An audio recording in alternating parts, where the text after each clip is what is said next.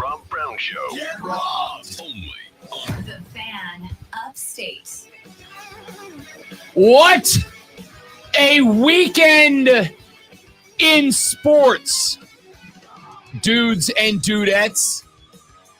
What a weekend in sports. It was spectacular from Friday morning until today.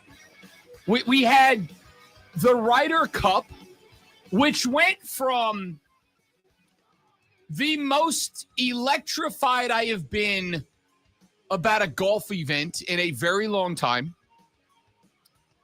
to the United States getting thrashed Friday and Saturday to the verge of the most unpredictable and awesome comeback in a sporting event I've seen in years to a loss. We have to get into that because it wasn't just an incredible golf event out of the gate, which then turned into a complete and total embarrassment for Friday and Saturday, and then turned into on Sunday. I don't use the expression often because, like many words, that was awesome, that was breathtaking. They're usually not. So I don't use this expression very often. But I found myself yesterday afternoon quite literally on the edge of my seat. Like, made it a point to point out to the boys that I was in a group chat with yesterday as we were watching what I had hoped was going to finish as the most improbable upset come from behind rally that I have maybe ever seen in sports. I texted them at one point, I am sitting quite literally on the edge of my seat right now. We've got to talk about that. The AP Top 25 is out after a wild weekend in sports, in college football. We had Alabama, that team that was dead because of Kalen DeBoer. Well, they went up to Athens and beat Georgia's ass. I feel like that means something. We had the Oregon Ducks, that team that was going to get smoked because the whiteout went into Penn State and put it on the Nittany Lions. Hey, remember that LSU team that I said was overrated and I thought we jumped the gun after the win on Clemson? Well, old Lane Kiffin put it on the Tigers of Baton Rouge there in Oxford, Mississippi. We've got to go into that. By the way, Rob Brown did not listen to Rob Brown, and Rob Brown is very, very upset about it. But had you listened to Rob Brown and put down the upset parlay on Ole Miss, on Alabama, and on Oregon, you would have made a lot of money this weekend. I didn't do that, despite the fact that I told myself to do that. But if you did, you would have made a lot of money.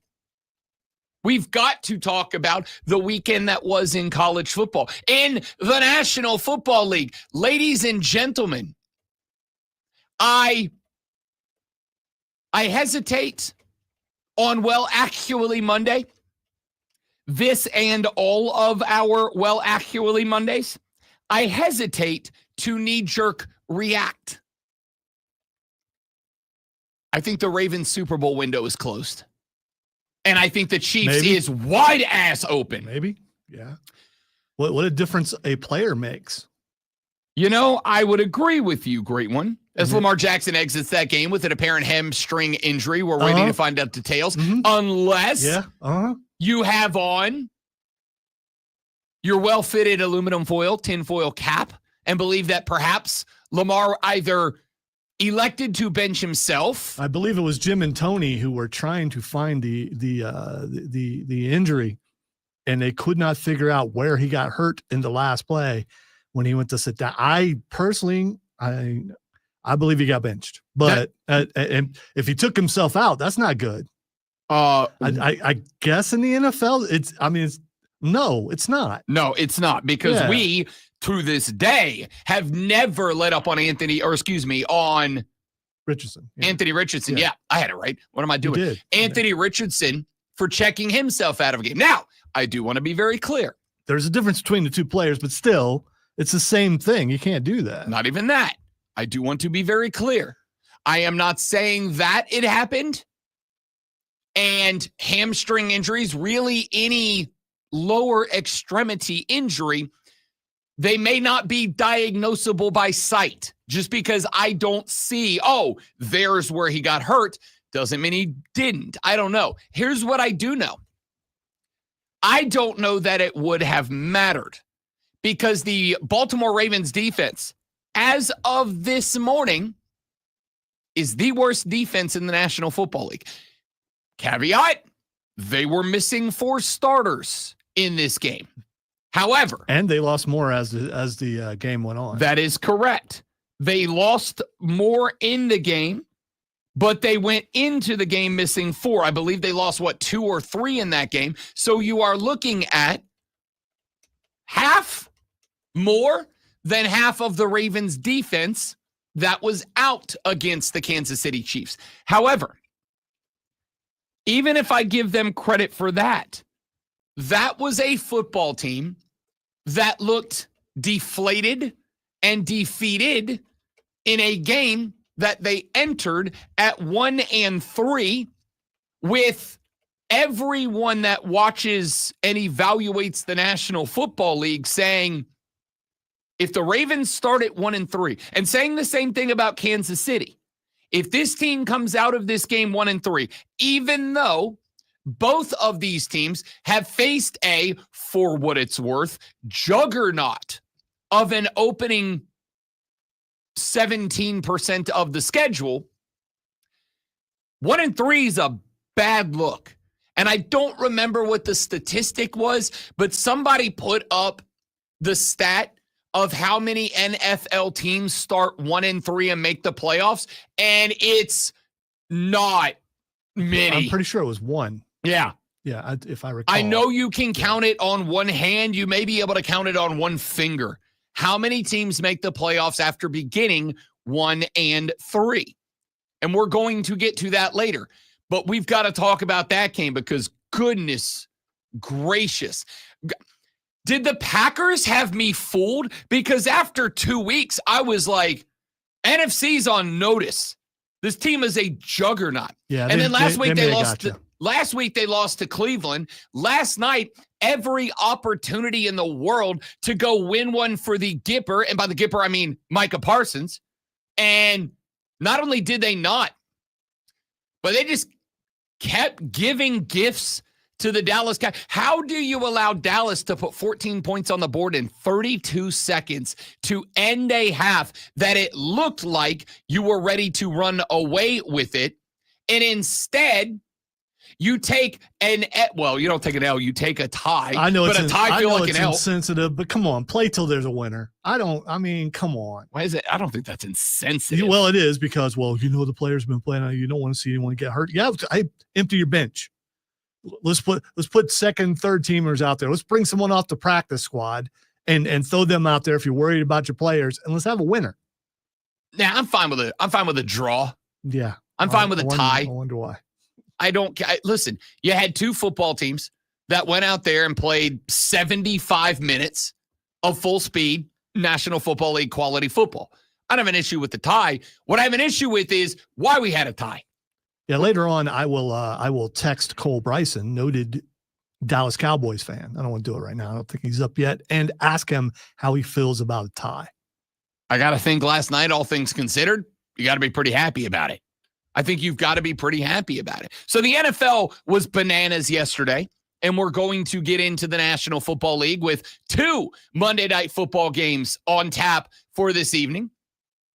But it was a wild sports weekend, and we are going to get into all of it. I want to start with one thing that happened on Friday night, however. The Florida State Seminoles, who I think were overrated at number 8, although I would like to go back to Friday for just uno momento, por favor. Because Rob Brown knows ball. And I pointed out on Friday, I think LSU's going down to Ole Miss. Check. I think Bama can go into Athens and get the win over Georgia. Check. I think the Oregon Ducks can absolutely go to Penn State. And while I do think Penn State's a different squad this year, I think you are all underappreciating how good this young cat by the name of Dante Moore is that the Oregon Ducks have found. I think the Ducks can go into Happy Valley and get the win over the Nittany Lions. Check. And the other game on Friday that I specifically called out and said, if you're looking for upsets, turn your eyes to Charlottesville, Virginia, because Tony Elliott's Cavaliers ain't no joke offensively. This team's good. And Florida State is not a bad team. I do not think they are quite back if we're talking about national championship ready. I think they're competitive in the ACC, and compared to last year, huge step in the right direction. But watch out for the Virginia Cavaliers, because I think an upset is brewing in Charlottesville. We're going to talk about that game. However, it is exceptionally rare that one moment changes my perspective on something. And I do have to point out that my perspective was changed, though not 180 degrees, I'd say like 90 degrees, on the topic of storming the field. If you did not see the end of that Florida State-Virginia game, Florida State able to force overtime in this game. They go to second overtime. Virginia scores. Florida State's got to stick one in the end zone to make it to a third overtime. Thomas Castellanos, because Virginia's defense at that point was absolutely swarming the Florida State defense, chunks one up into the corner. It is picked off to end the game. Have you seen the video of the field storm that the Cavaliers fans did? Yeah, it's ugly. It's bad, man. Now, the reason I say my perspective has shifted 90 degrees and not 180 degrees, as someone who has been historically fine with storming the field, Virginia got a special, exemption from that. I think you have to take it away from Virginia. Now, I have not been to Virginia in person, but obviously as somebody who has spent years covering the Atlantic Coast Conference, I have seen their stadium a lot of different ways.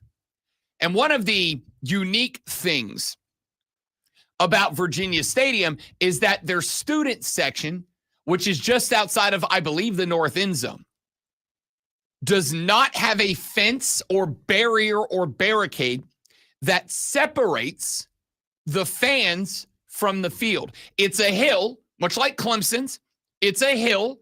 It's a GA student section, which means that it is first come, first closest to the field serve. So these fans are basically standing to where the net goes up to catch extra points and field goals. And as this game had a buzz about it, because Florida State and Virginia were playing an excellent football game, and as it got to overtime, and as it got to the second overtime, the fans were creeping closer and closer and closer and closer to the field, to the point that by the time that Florida State was down to their ninth life and were throwing up a prayer to the corner of the end zone, the fans were pretty much in the end zone. They were on the out-of-bounds paint in the back of the end zone. And so when Florida State wide receiver Squirrel White, who went to the ground trying to make a miracle happen before he was able to stand up. I don't think it is fair or over the top to address it as thousands of Virginia fans did not just storm the field. Thousands of Virginia fans stampeded the field. I've been watching college football since I was knee-high to a grasshopper, as Grandma Deanie would say. I have been watching college football since I was a cheering.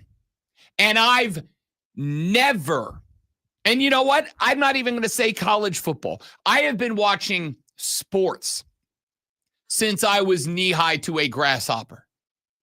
And I have never seen a field storming quite like that one. I have never seen fans unleashed quite like that. I'm not kidding you when I tell you I was genuinely worried someone was going to die. And you know me, unless it is for the sake of comedy, I do my best not to exaggerate with serious situations. This one was Squirrel White wearing an all-white jersey, pant, helmet combination. They went with the icy whites. Squirrel White, who was on the ground, completely disappeared from the camera. It was pointed at him. He was the central figure of what happened before that moment. And he disappeared under the crowd of Virginia, primarily students, that rushed the field.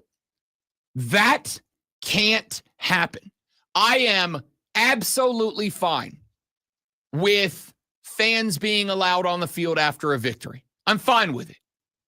Whether it is Clemson's thing where they say stay in your seats until the conclusion of the alma mater and then you're all welcome to come out onto the field and celebrate.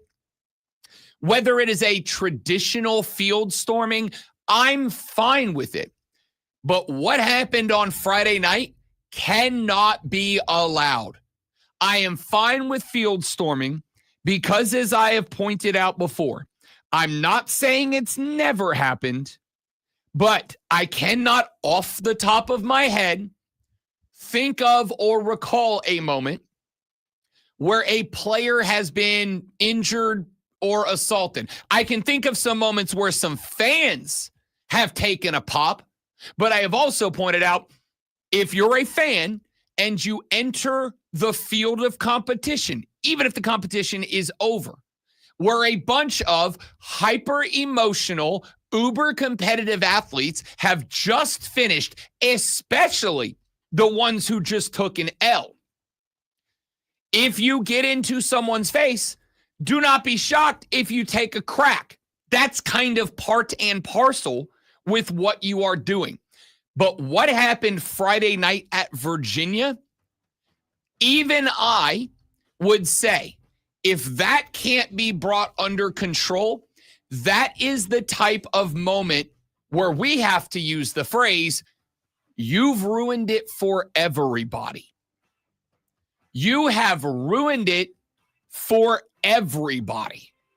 Because when I watch multiple Florida State players wearing crispy white unis just completely disappear in a mob, that's dangerous. By the way, last I checked, 19 people injured in that court storming, in that field storming. No issue with a field storm until we get to a spot where away team players on the ground disappear in the crowd. And when we get to a point where 19 people are going to a hospital, and that doesn't even take into consideration the fact that as Florida State quarterback Thomas Castellanos was being escorted off the field, I'm guessing 30 to 40-year-old man ran to find him, and while holding his phone out like an a-hole flip the bird into Thomas Castellanos' face. Had Castellanos reached out and socked that dude in the jaw, I would have contributed to his GoFundMe for his legal defense in that moment. Justified. All right. I just had to get that one off the chest to start the show. We got a lot we got to talk about. Hey, let's dive right into our losers for the weekend. Now, that's a list of teams and players that I have to stand out that took L's. The Carolina Panthers put on perhaps the most embarrassing display of football I've seen out of that football team since I moved here yesterday. And we're talking about it next. I'm Rob Heasel, and so the Rob Brown Show is on your radio. Let's get it. It's the Fan Upstate. That world. All right, good morning, Zach. Good morning, Joe. Good morning, everybody else. Stay right there. Live read coming right back. Don't go anywhere.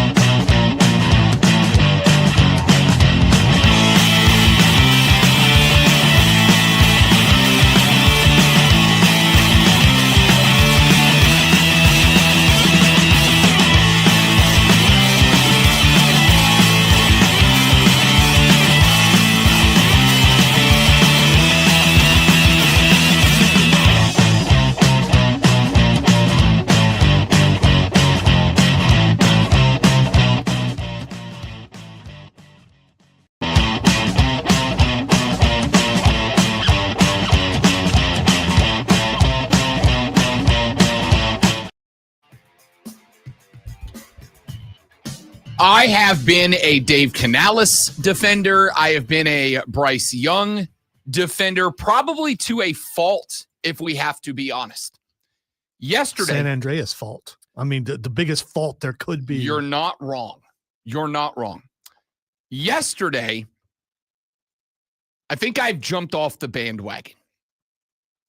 Yesterday's 42-13 loss to the New England Patriots was in my opinion, biggest embarrassment in the National Football League weekend.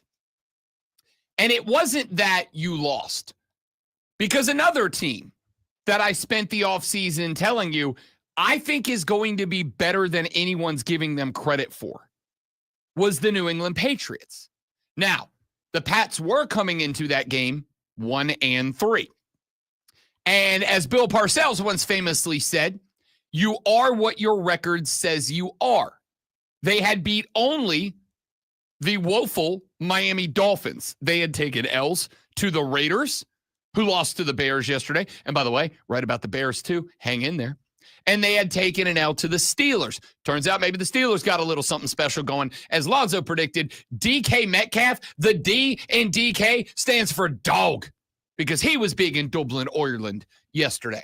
And we'll talk about that game later. The Patriots are not a bad football team. In fact, I would make the argument that of the teams trending upwards, New England is very much on the top of that list.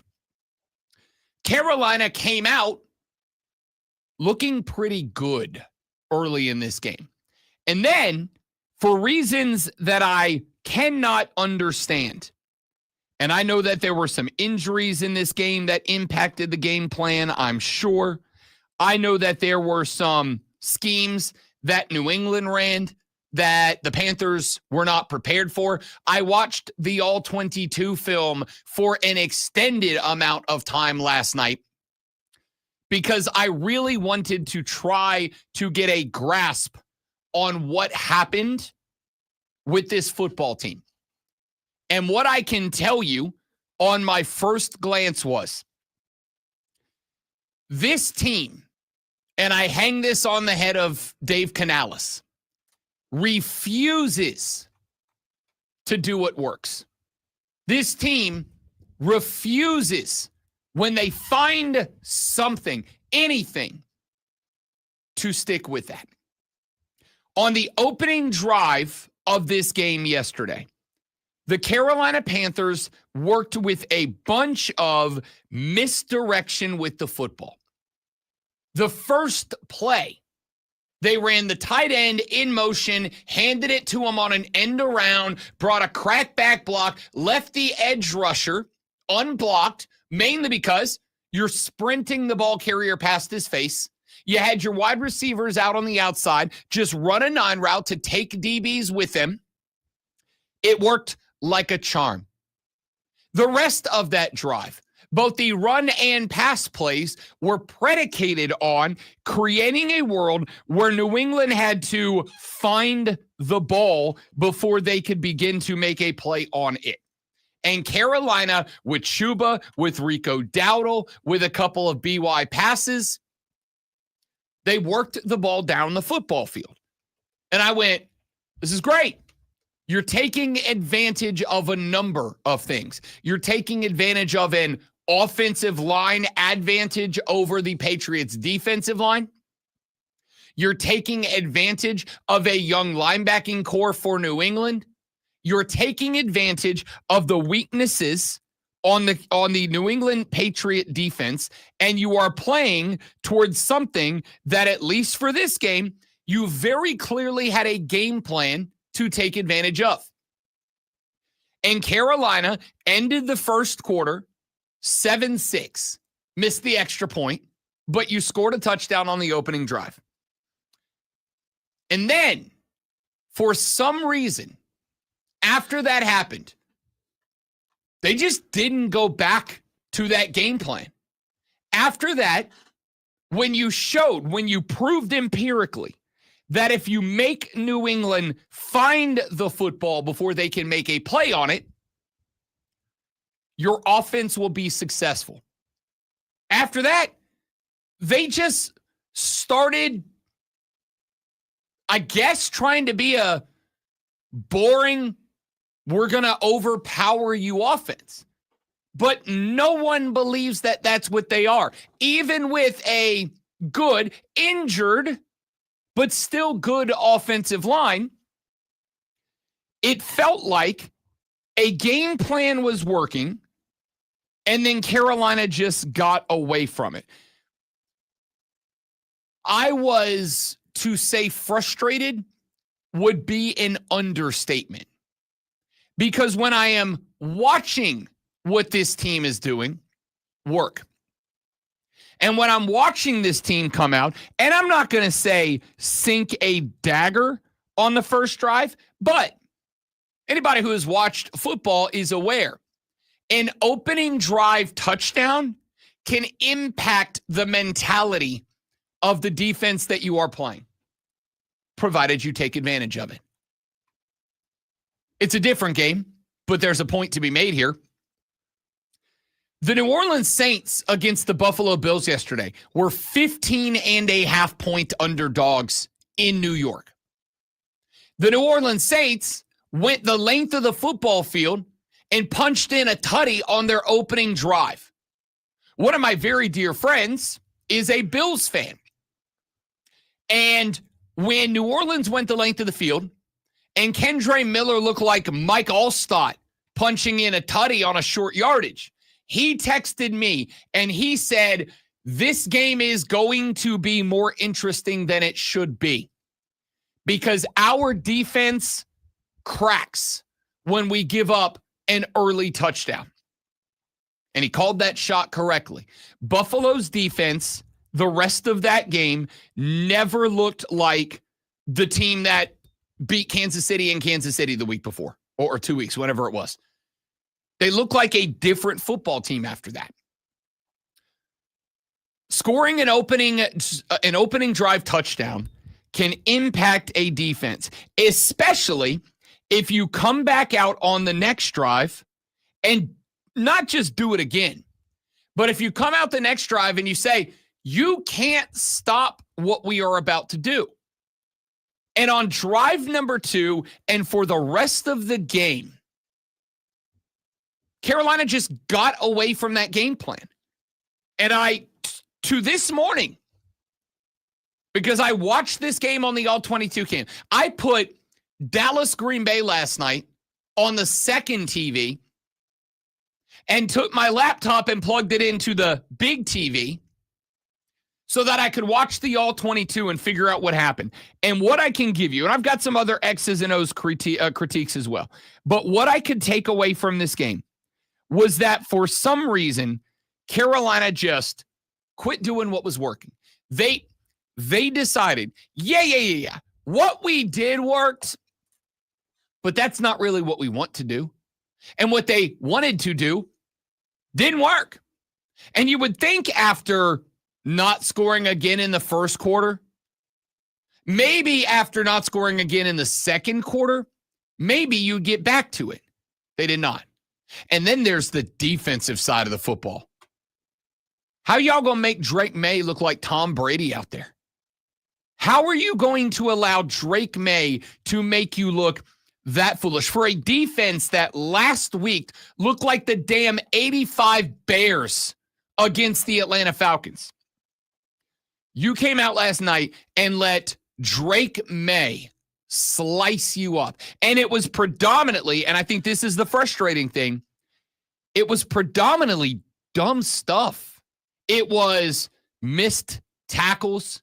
It was blown assignments. It was being in the wrong place at the wrong time. I cannot fathom what happened or why it happened. It made zero sense to me yesterday what happened with this team. Now, I want to run to a break. I just want to say really quick. Yeah. How embarrassing that was, to the point where, and I usually don't do this, I just stopped watching. Yeah. And where it's just, I don't know what the team is doing. They don't look like they're trying. They don't look like they know what they're doing. If it was if it had been consistent the entire year, I still would have walked away. But after doing what they did the week before, it's like, okay, they found something. Maybe they're actually on the right track. And then to take not a step back, but just a fall back. It was horrible. Yeah. I mean, they didn't fall back. They took an artillery shell to the chest back was what happened yesterday. So when we come back, this is also not something I would ordinarily do. Usually I'll play you a clip or two from a coach's postgame press conference, win or lose, if something jumps out. But I took 20 some odd minutes to listen to Dave Canales' postgame press conference yesterday. And I'm not going to say I'm off the wagon. I'm not going to say that it's time to move on. He's not the guy. I am going to say that the goodwill that I had been harboring for Dave Canales, it died yesterday. Dave Canales now has the red bullseye centered on him because the way he talked in the post-game press conference yesterday was inexplicable.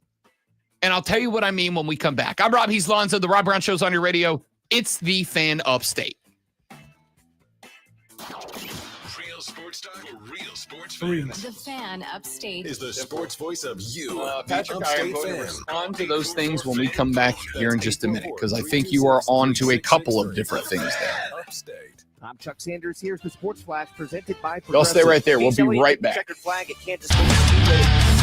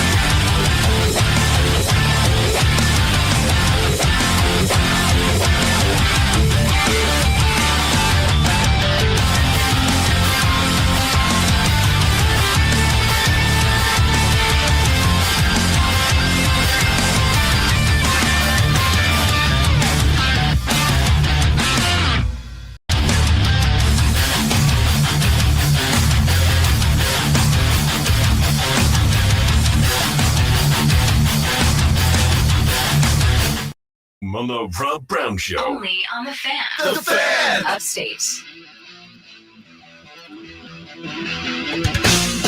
We are all in agreement that the Carolina Panthers completely, totally, and thoroughly embarrassed themselves yesterday. It is not that you lost to the New England Patriots.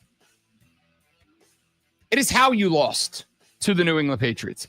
This football team yesterday looked like it, not didn't want to win.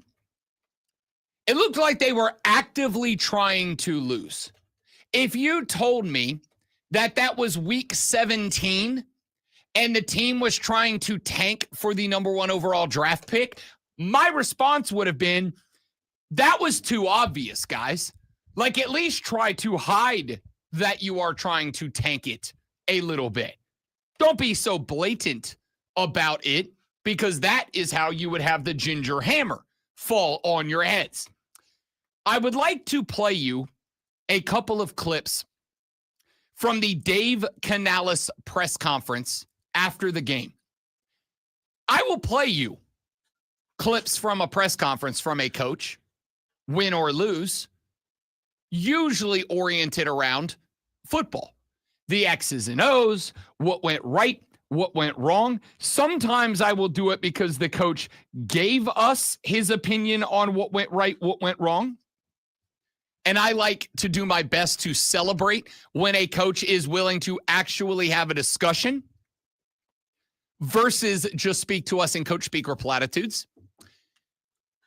I will sometimes do it when a coach does speak in coach speak or in platitudes to point out that you have some level of responsibility and obligation, in my opinion, to tell your fans, here's what I think went wrong, and here's what we'll do to fix it. Dave Canales' press conference yesterday drove me up a wall. And let me explain to you why I feel that way. It was not a super long press conference. With his opening statement and with his questions, it was like maybe 10 minutes. And I watched it once, and then I went back and watched it a second time to make sure that I took away from it what my initial reaction was. And then I went back a third time so that I could pull audio. And here are some of the clips I pulled from it. And as I play them, I want you to see if you hear a common theme. Here was one of the first long-form answers that Dave Canales gave. You know, this is when it's a full team effort like this, I have to put that on myself. I have to look at how I'm preparing the team, how we're going about our work. I have to look at that and compete to find an edge to get these guys to work together, to focus, so we can get the execution that we're seeing happen in our processes. But this is the only way to work through these things, is to go right back to work, to attack it head on. And, you know, with the guys, you know, I told them in the locker room, like, hey, a loss is a loss. We got to look at this stuff. We got to look in the mirror and figure out who we want to be as a team, so that we can get the execution that we're calling for and that we're looking for. Okay. All right. There's clip number one. Now, I want to play a couple before we respond to them. Here's the second long form answer that Dave Canales gave us. I love the effort. I love the way the guys are flying around, and we have to find the balance of being overly aggressive in certain situations and just making sure we're in good position, good leverage to make the play. And again, I have to be able to evaluate that and make sure that we understand that. All right. There's clip number two. Here's clip number three from what Dave Canales said yesterday in his postgame presser. I can honestly say that the effort and the energy from our guys is there. It keeps coming back to the execution. I have to look at that myself. Are we putting our guys in the best situation to be successful in every phase? I have to make sure that we have those conversations and that we keep progressing our football forward, to find, I know who our guys are. I know they're not going to quit. I know they're going to continue to punch. They're going to continue to fight all the way through it, but it's not enough. We have to be able to come out and execute for 4 quarters to become the football team that I believe we can become. And the work starts right now. You know, it starts with me. It starts with our coaching staff. The players understand as well. This is not acceptable. And this is something that we have to come together and make sure that we're together on this thing, so we're pushing forward. So I listened to that 9-10-ish minutes 3 times. And the reaction that I had after listen number 1 was the same reaction that I had after listen number 2 and listen number 3. I'm a big believer of don't have an experience one time and think that you have settled on what your final perspective of it is. Try something 2 or 3 times before you say, okay, this is where I am and this is how I feel or what I think or whatever. I did it 3 times. I listened to that press conference 3 times. And here's the takeaway reaction that I had. And it's not a gut reaction because I did try it 3 times. I have harbored a lot of goodwill for Dave Canales. I thought that for a guy who was placed into a very difficult situation, and I believe taking over as the head coach of the Panthers after the Matt Rule experience went hilariously wrong, after the Frank Reich experience was an absolute abject and entire disaster. Knowing what you have in Dave Tepper as the owner, knowing that you had a new general manager step in, meaning that it was going to be an entire overhaul to every aspect of the operations of the Carolina Panthers. Knowing all of that, it was a tough job. But my guy, you are now a half an off season, a full off season, a full season, and 4 games into a new one. If you are at the point where your team is still not executing, and I don't think that's the only issue with this football team. I think there is a lot of issues with this football team. But if you are this deep into your tenure and you are saying, well, the boys have fight, but they're not executing. That's on you, boss. That's on you. And I don't need any more of the rah, shish, boom, bah, come on team, let's go stuff. That is what I have been saying now to Dabo Swinney this year. I don't need any more of the, we're going to go out there and fight. We're going to go out there and we're going to hit and we're going to fly around and we're going to be the heart and soul. I don't need that anymore. I need to know why it is that with an offensive line that is supposed to be one of the best in football, the New England Patriots were wearing your ass out. I need to know why. And yes, I have not just been, but I have been the staunchest defender of being the staunchest defender of Bryce Young. But I'm at a point watching this game yesterday where I'm going, this dude looks lost. This dude looks lost. And it is absolutely a possibility that everything I've said is just wrong about Bryce Young. And that he just does not have the mentality to be able to be an NFL quarterback. But I also know I go back to the end of last year, and I got 7 games worth of stats and performance that says, yes, he is, which means that something has devolved. Something has stepped back. And maybe it's the offensive line. Maybe we overestimated the run game. Maybe you've just been stacked against 4 elite NFL defenses. You haven't, but whatever it is. I am at the point now where I do not want any more of the, our guys are out there flying around. I love the effort. The heart's there. We're never going to give up. I don't need to know that. I will take some level of that from college football teams. Some level. Because we are talking about 18, 19, 20 through 27-year-old kids. I will take some level of that from a college football team. I have some level of leeway for Dabo Swinney when he says that. I don't like it, but I have understanding. This is a professional football team.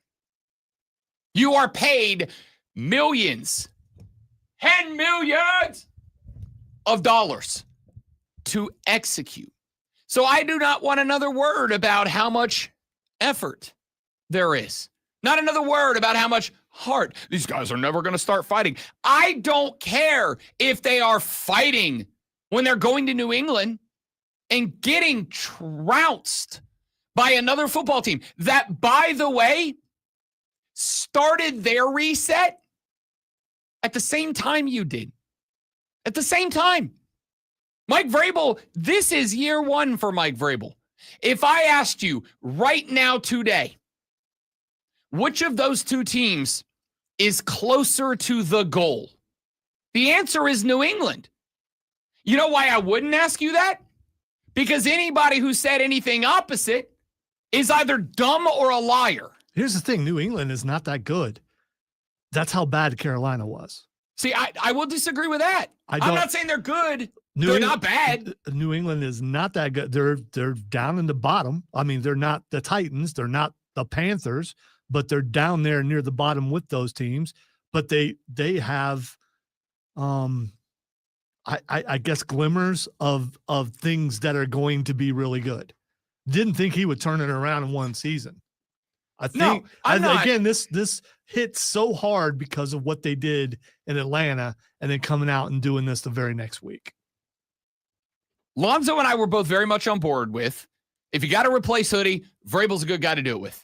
If you are trying to change the culture of that franchise, which you have to do, because even if the culture was a whole bunch of Super Bowl rings, at the end of the day, if the guys who run a culture leave, the culture has to change. Trying to maintain the culture of people who are no longer there means you're being a copycat. Nobody's going to do Bill and Tom better than Bill and Tom. So it's a culture change. But if you're going to do it, we both thought, why not Vrabel? A guy who we know is a successful football dude. A guy who to this day, look at him now, I believe got a raw deal with the Titans. And a dude who genuinely very much cares about the success of the football franchise that made him Mike Vrabel and that he helped make the Patriots. They are miles further ahead. In 4 games under Dave Canales, miles further ahead of the Panthers right now. And I'm not going to stick it all on Bryce Young or all on a wide receiver crew and also Tedero McMillan or all on a defensive line that could not get to Mac Jones yesterday. I'm not going to stick it on any one group or individual.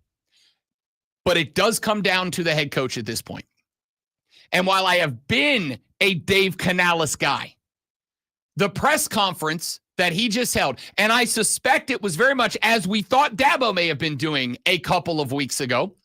I thought it was very much Dave Canales doing what he could do to take the heat off of a bad football team and put it on him. Sure. But here's the thing. I'm not going to give you credit for heaping a problem on you to keep it off the football team when it's your problem to begin with. You're the reason that all of the things that you said to take the heat off your team are true. I got plenty of X's and O's criticism, but everything you said, while you may have said it to keep the heat on you and not on your team, all of the things that you said are true and are on you. This entire press conference, well, I'm proud of the execute, or I'm not proud of the execution, but I'm proud of the effort. I'm not proud of what we did, but I'm proud of how hard we tried. This is the NFL. It's not about trying. It's about improvement. It's about getting better. What's that word that I have brought up over and over about the Panthers, Dave? To me, this game is about consistency. Can we consistently play good football? And today was not that. Today, the Patriots played excellent football in all 3 phases, beat us that way. And that's when you get that type of a margin of victory, is when you're firing on all cylinders, in all phases. So that's something that we have to look at and make sure we're taking the right steps forward. Consistency. And I saw consistently pathetic yesterday. The Dave Canales goodwill is gone.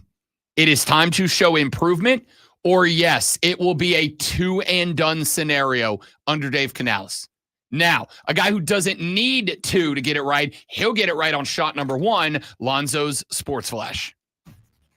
time for a more positive story. I think we've got some in here somewhere. Here's your new AP Top 25. The Buckeyes held onto their number 1 spot. That's positive for me. Oregon moved up to 2. Miami is number 3, ahead of Ole Miss, who jumped 13 spots after their win over LSU. Oklahoma moves to number 5 with Texas A&M, Penn State, Indiana, Texas, and Alabama rounding out the top 10. The Atlanta Braves finished their season with a 4-1 win over Pittsburgh. Charlie Morton returned to the Braves for likely his final game in the majors. The win went to Chris Sale, who struck out 9 with just 1 run allowed in 5.2 innings. Atlanta had 6 hits, including a Ronald Acuna Jr. homer. Chase Elliott captured the checkered flag at Kansas yesterday, punching his ticket to the NASCAR playoffs round of 8. Elliott started the second overtime restart in 8th place, but outpaced everyone in the final 2 laps to steal a win from Denny Hamlin by less than a second. Pretty good.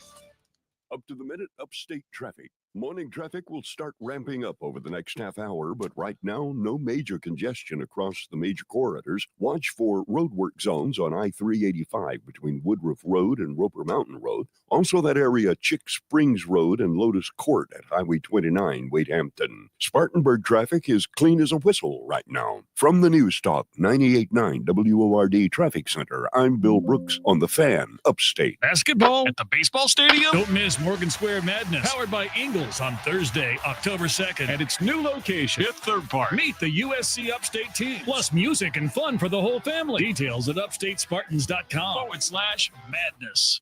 Mad World Haunted Attraction is now open. Voted one of America's top haunts and number 1 in South Carolina. Mad World is much more than just a haunted house. It's a fall tradition like no other. Experience the ultimate mini golf, axe throwing, carnival games, food, bonfire, roaming characters, and fun for the whole family. Located in Piedmont off I-85, exit 35. Get ready for 15 years of fear at Mad World. Buy your tickets now at madworldattractions.com. That's madworldattractions.com. Attention. Have you racked up $10,000 or more in credit card debt? Are you barely getting by making minimum payments? With credit card debt reaching all-time highs, national debt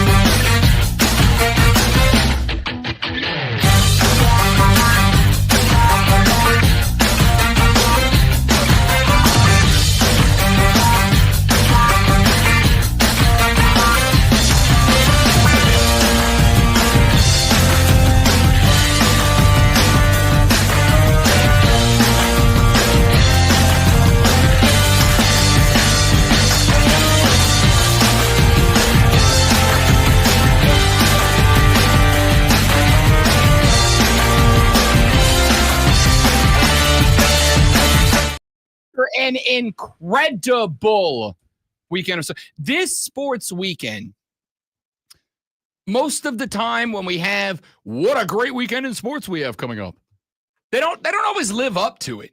You get a couple of blowouts, you get a couple of as everything was expected to be.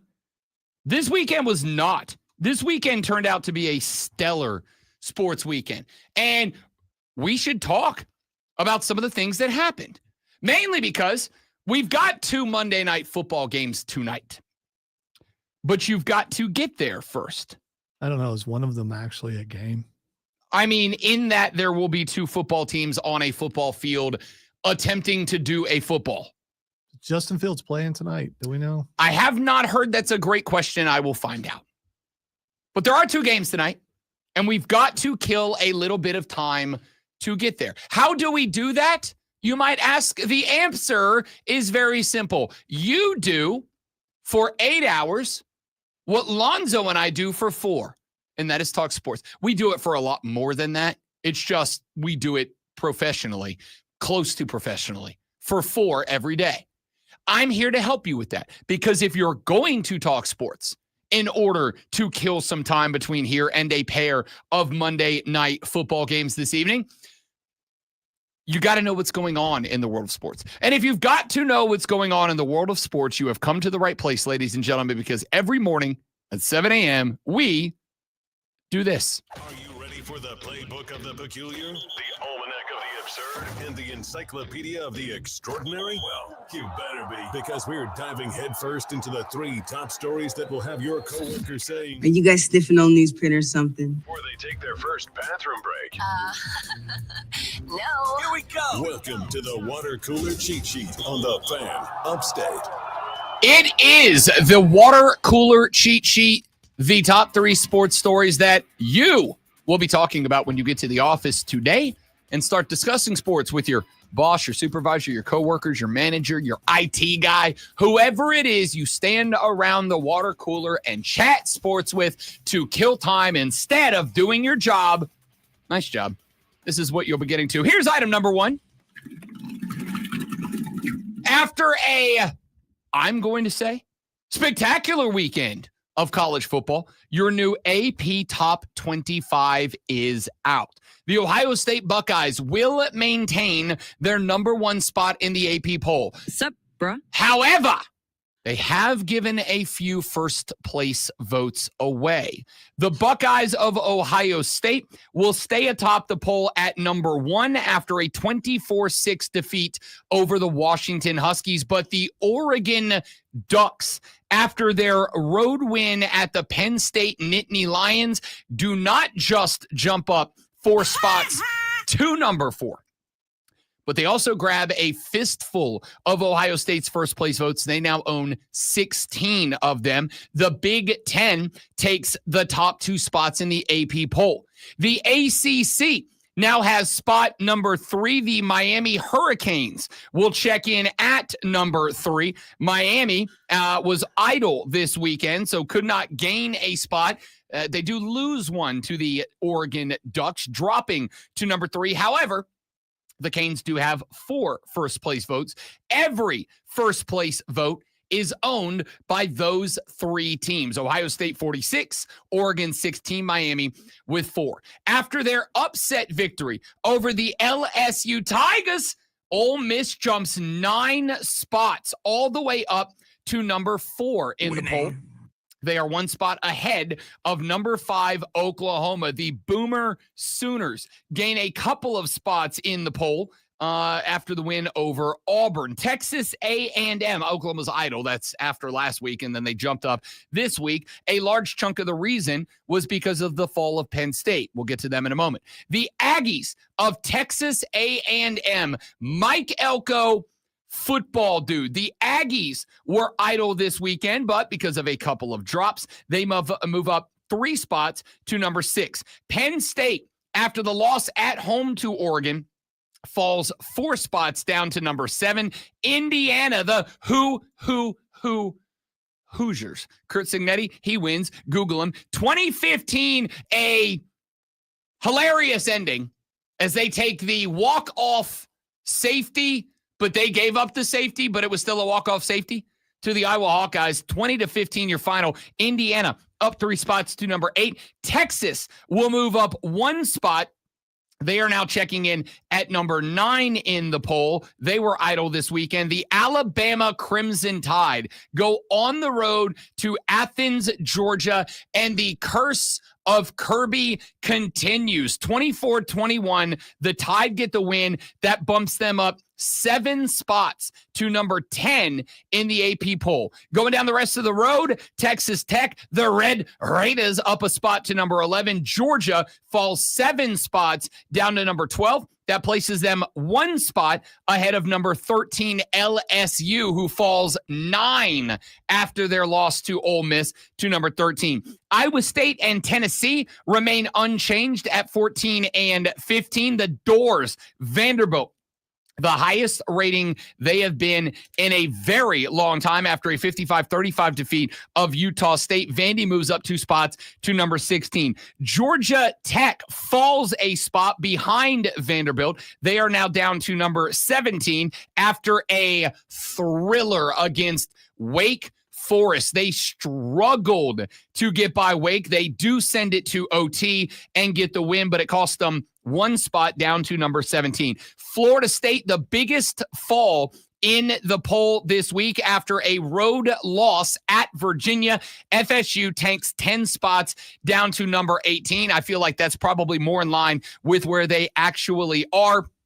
We'll talk about the shakeup in the ACC and SEC standings later on in the show. Mizzou bumps up 1 spot to number 19.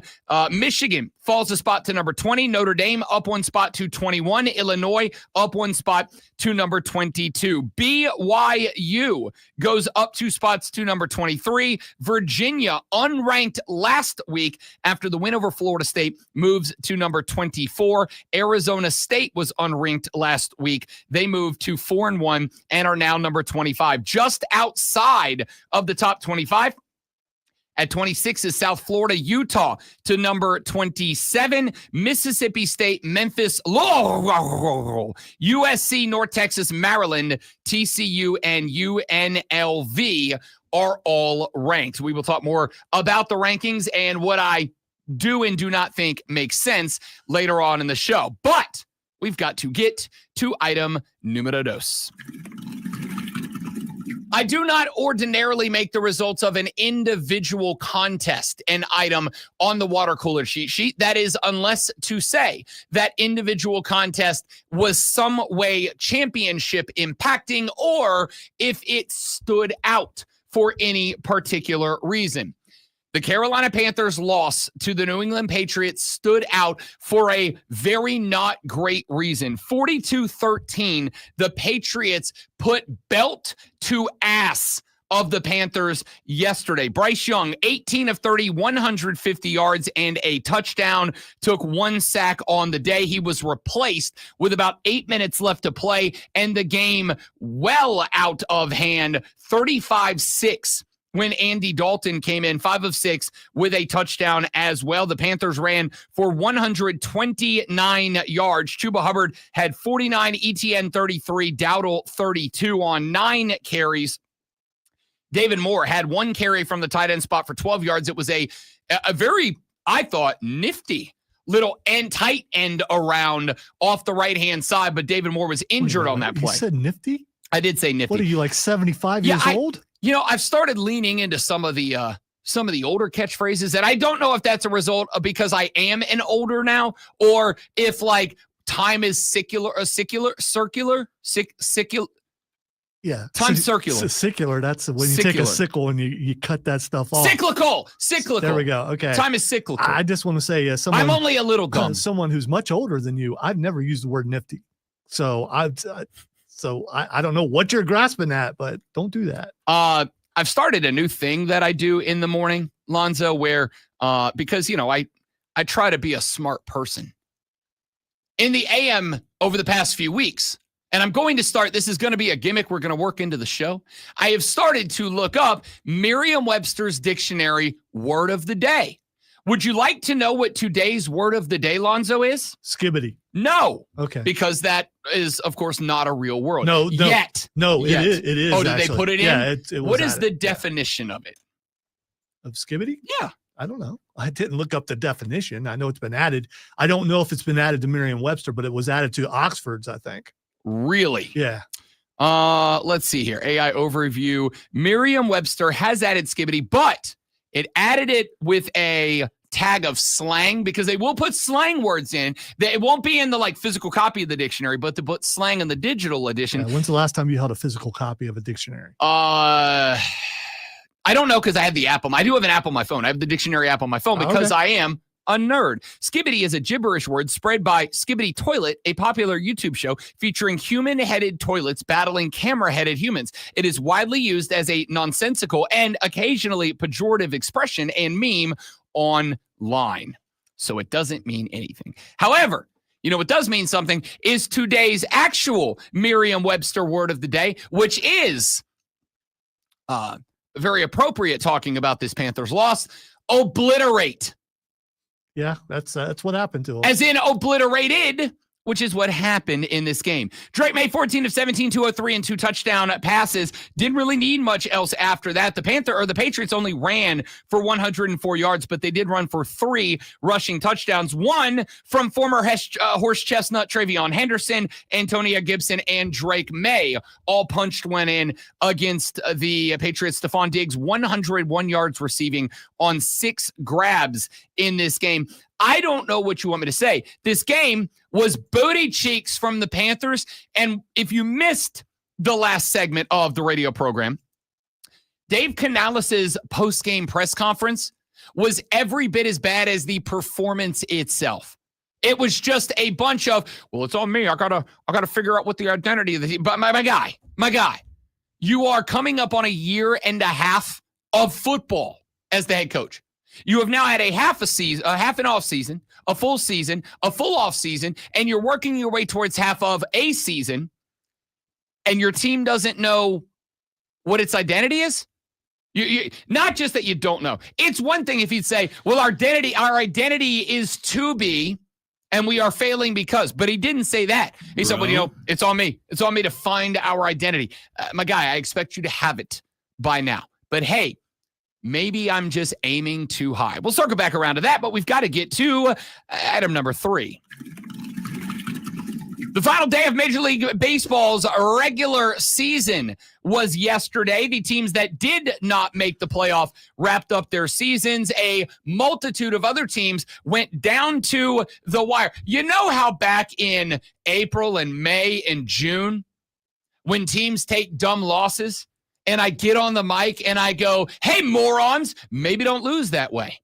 And a bunch of people, including the great one, Lonzo, go, Rob, there's 162 games. Why are you upset? The answer is because with great regularity, teams miss the playoff by 1 game. Like, say, I don't know, the New York Metropolitans, who entered the day yesterday needing a win and a Reds loss, and they would get in.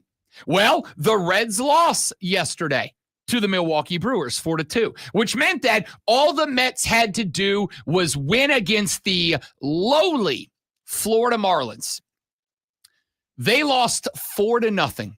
You change the result of any one dumb loss from the New York Mets this season, of which there were plenty, and the New York Mets are in the postseason. Instead, they pull an epic LOL Mets at the buzzer, lose, get shut out 4-0 by the Fish, and they are out. There were a number of other games that impacted the postseason yesterday, but the bracket is filled out. Postseason play begins with a wild card round tomorrow. Here's how it shaped up. Over in the American League, the Blue Jays of Toronto, a team that I was cold on early, lukewarm on, then got cold again, then got hot at the end of the year. They end up with the American League's number 1 overall seed, and they get a first-round bye. The Seattle Mariners, this is fun for me, these two teams. It is fun for me because these are two teams that for a few years now I have loved. They're very close, they're fun to watch, and they've just repeatedly found new fun and inventive ways to screw it up late. Neither of them did. Toronto gets the overall 1 seed. The Mariners get the 2 seed. Those two teams on the bye. In the wild card round, the Guardians win the Central. They beat the Tigers. The Guardians trailed the Tigers by 15.5 games a month and a half ago. They make up all of them and end up taking the division away from Detroit. Detroit, by way of being a wild card team, goes from threatening a month ago to be the number 1 seed. They will now be the 6th seed, and in the wild card round, have to go to Cleveland to win a best of 3 that will be entirely in Cleveland. The Yankees and the Red Sox out of the American League East are both wild card teams. 2 of the 3 wild card spots go to the East. The Red Sox and the Yankees get them. The Yankees claim the 4 seed and will host Bowtown in a best of 3 that starts tomorrow. Over in the National League, the Brew Crew end up with the best record in baseball, and they win the NL Central. They also win the number 1 overall seed, meaning if they make the NLCS, it will be hosted by Milwaukee. The Philadelphia Phillies win the NL East a week and a half ago, came down to the final weekend, but they do claim the number 2 seed and get the first round bye.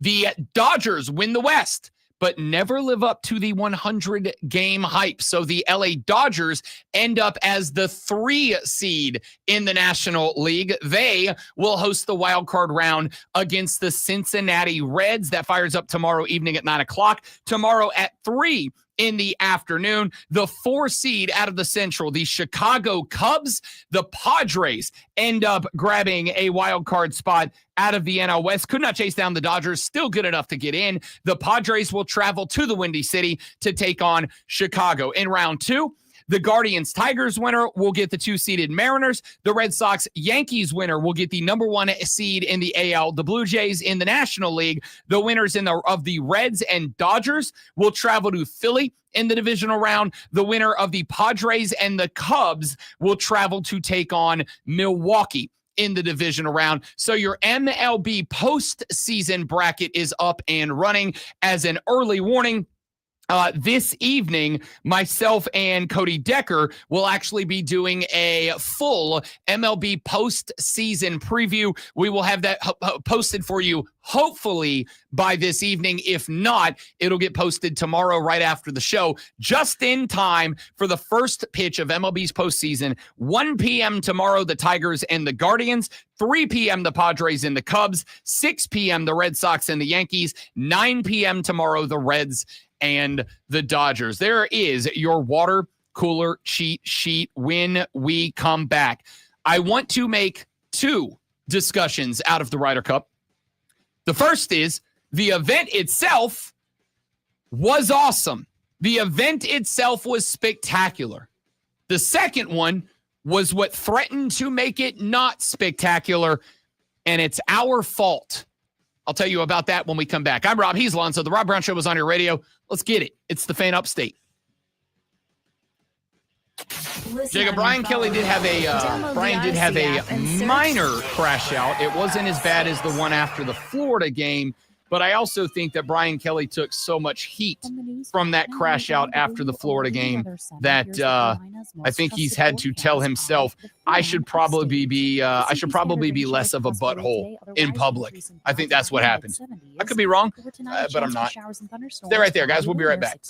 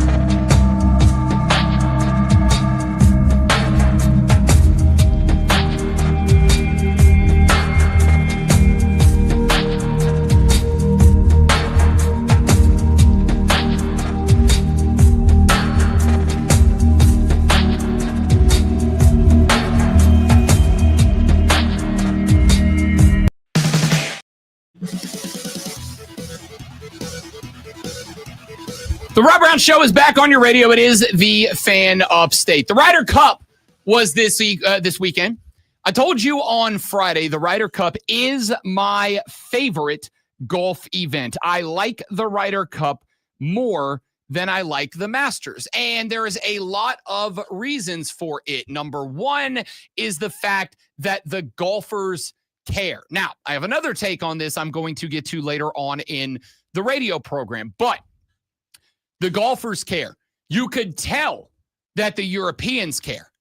And that's going to play into the take I'll have later. But the guys on Team USA this weekend were, although they got decimated on Friday and Saturday, yesterday put together one of the greatest sports rallies I've ever seen. Unfortunately, they came up just a few points short. But for a team that entered Sunday under threat of sustaining the biggest Ryder Cup loss in history, they rallied. They won 5 of the opening 6 matches. Bryson DeChambeau was down 5 through 7 and came back to split. Now, I have a complaint about that because if Bryson DeChambeau had any emotional maturity, the door was wide ass open to win and give the Americans a real sporting chance, but I'll come back to that later on. It was one of the greatest rallies I've ever seen. And it went from, on Sunday, having the Ryder Cup, my favorite golf event in sport, relegated to the tablet screen. I had NFL on all my screens. I've got, with the tablet included, 6 screens that are live in the Bro Cave on football Saturday and Sunday. Whatever is the least important thing happening goes on the tablet. When the Ryder Cup teed off yesterday, the Ryder Cup was on the tablet screen. By the end of the day, it had been promoted to the big screen. I don't use this phrase very often because it is, to me, overused. It's kind of like when people say, it's awesome, man. Most things that people say are awesome are not awesome in terms of delivering a feeling of awe. Most things are not that. It's just a word that we have used culturally so much that it's lost its true meaning. I don't know. That's an individual thing. I mean, you're awesome and my awesome may be something totally That's also different. fair. But again, if I take a bite into a sandwich and I go, it's awe, does this sandwich inspire awe? No. I may think it's awesome. It does for you individually, maybe. If a sandwich inspires awe, I need to get you out culturally. All right. I need to get you places. I need to get you to standing on the edge of the Grand Canyon inspires awe. All right. This is a totally different argument. So I know we need to move on, but something you say, it hasn't happened yet, but it might today, could put me in awe. I could just sit back and go, wow. That's true. And I might be the only one listening that you put in awe. I don't disagree. But in that case, when you use the word awesome, you're using it correctly. You would go, that was a take that put me in awe. Now, all that being said, the phrase I don't use because it is overused and therefore has lost its original intended meaning is on the edge of my seat. We say that about a lot of stuff that's not really that. Yesterday, I was quite literally on the edge of my seat. With 5 matches left to play, the Americans who entered the day with a chance to surrender 19 of 24 available points. And at one point, we're losing 5 matches. At one point, the scoreboard was almost entirely red with a couple of tied matches up there. And the Americans suddenly, you're going, they have a shot. I mean, it was borderline 28-3. Except I would even go so far as to say it was more like if that score was 42-3. And then suddenly the Patriots started coming back. It was unbelievable. I was quite literally on the edge of my seat. It was awesome. In that, it went from the tablet to the 75-inch. In that, it went from me and the boys texting and going, yeah, I'm not watching today. I don't need to watch a bloodbath happen when there's football on. And multiple of the boys in the group chat saying, yeah, it's NFL day. And while I love golf, there's no point, so I don't even have it on, to holy bleep, dude, turn it on. We have a chance. And we did. That was great. And part of the reason, the other reason that I very much love the Ryder Cup is the environment. I love golf. I understand that golf has certain norms and etiquette that aren't for everybody, but it is part of what makes golf special. And I love that there are a few events where golf, gimmicky though it may be, kind of go, what if we actually do embrace like the fun parts of sports? What if we do? What if we lean into it? The Waste Management Open is one of those things. They've got the stadium hole, a stadium where the grandstands wrap all the way around a par 3. And it is a frat party turned to 11 around a golf course. And the golfers lean into it, right? You will see guys go out there and in the tunnel to walk into the stadium will change shirts and put on their college football team or their NFL team. And when guys stick a golf ball to 6 inches, they will run down the course doing fist pumps and jumps and firing up the crowd. That's not golf, except for there it is. And it becomes must-see. Well, the Ryder Cup is one of those things. Let me give you a couple of examples. This was on the practice round on Thursday when Team Europe was standing on the range, getting their practice shots in. They were all kind of hanging out, chatting up strategy. And Rory McIlroy, who I love, was buttoning up his shirt before he took some hacks. And a fan went with what I describe as a God-tier heckle. You don't need a button to choke, Rory. Thank you. Yeah. Now, of the courteous laughter that you heard, about half of it was from Rory's Team Europe teammates who turned around and pointed at the guy. Shane Lowry, who ended up winning the thing for Team Europe yesterday, pointed at the guy and gave him one of the most emphatic thumbs up I've ever seen. Rory McIlroy, the guy who got cracked on, turned and looked at the guy and was dying laughing. He's like, you got me, bro. You got me. It was fantastic. That is part of the environment. Let me give you another example. Rory McIlroy on Sunday, up on it with Scotty Scheffler. This match was going back and forth. The Americans had to have it. And as Rory was getting set to tee off, I believe on like 10 or 11, Scotty Scheffler, who was down in the match earlier, came back, drew it level, and took a lead.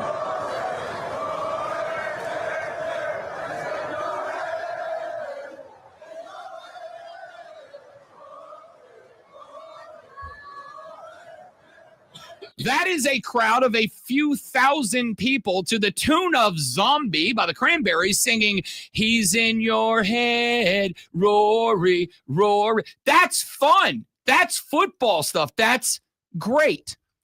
But then it went overboard. Then it started getting to the point where the fans, and yes, to me, unfortunately, the American fans started to get carried away. In fact, the MC, one of the MCs for this event, because the Ryder Cup being a party, one of the things that they do is they open the facility well ahead of the guys going out, and they fill everybody in, and they are serving drinks from like 7 a.m. You can get out there and start knocking back some cherry fizz aid soda pops on the course. Fine, cool. It's a tailgate. Have at it. One of the MCs of the event was fired from the event as she was with a megaphone trying to get the crowd to practice and I am not making this up, you Rory, clap, clap, clap, clap, clap, you Rory, clap, clap, clap, clap, clap chant going. That's an official MC from the event trying to get a bleep you Rory chant going. Unfortunately, totally acceptable in sports now, right? Because it's happening in all sports. So this is kind of the direction that I am going with this.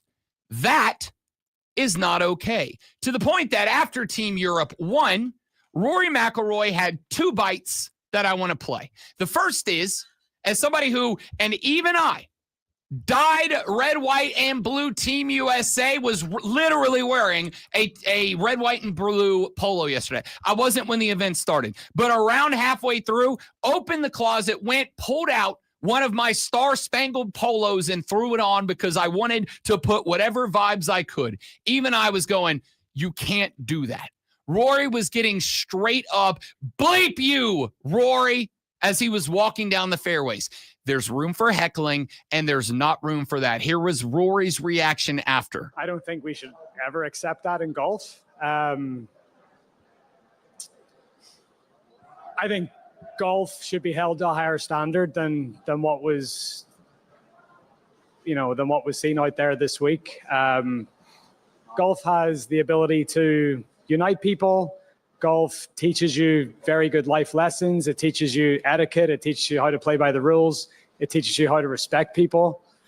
And, sometimes this week we didn't see that. So, no, this should not be what is acceptable in the Ryder Cup. But, we will be making sure to say to our fans in Ireland in 2027 that,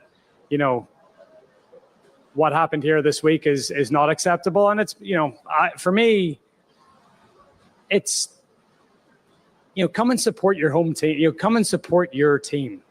I think if I was an American, I would be annoyed that I didn't hear a lot of shouts for Scotty today, but I heard a lot of shouts against me. And it's like, support your players.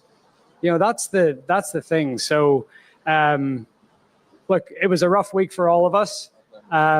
But at the same time, we shut them up by our performance and how we played. And we tried to, I chirped back a few times because it got to me a few times, but we tried to handle everything that came our way with class and poise. And for the most part, I felt like we did that. Now, there were a couple of spots as Rory McIlroy. No, you know what? I'm defending Rory. He's absolutely right. There is time for the heckle. And again, I played you the clip a minute ago where a fan chirped at Rory. You don't need a button to choke as he was fixing his shirt. And Rory laughed at it. There were spots where guys were knocking down putts and the American fans were losing their mind. And Rory was like, I get it. Nice job. Like, have at it, boys. I'm good with that. All right. If you're encouraging this behavior, the adversarial behavior, us against them, this is the stuff you're going to get. So either do it this way or just stop having competition between the two. It's going to happen. There's heckling in Europe also. Not to this like this degree now. I agree. But it will be when they get over there. It might now. And they're not going to stop it. It might now. Or what I really hope happens is that the players themselves, who are the ones who are going to set the tone, start to police it. Now, I do want to play you one more clip. As in how? I mean, by saying, we won't don't play. do this. Yeah, I'll give you an example of how. Justin Thomas, 18. Shane Lowry setting up to hit a putt that would win the Ryder Cup. The American fans are acting up. Justin Thomas on Team USA walks in front of the grandstand, and he's given the shush symbol. He's like, stop, knock it down. It is one thing to cheer or to jeer and to have some fun. It's another thing when, like, a guy's in the backswing. This is still some level of golf. But at the end of the day, here's what I'm going to give Rory McIlroy credit for more than anything else. In the postgame, when he was asked about the heckling and all that. With all that in mind, everything you go through, how satisfying is it to turn around to someone and say, quote, shut the F up, and then stiff it to 2 feet? Very satisfying.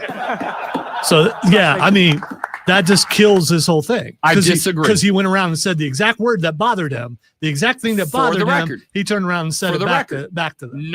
I don't think any of them, based on what I've heard in the postgame presser, none of them have a problem with the F word. That's not it.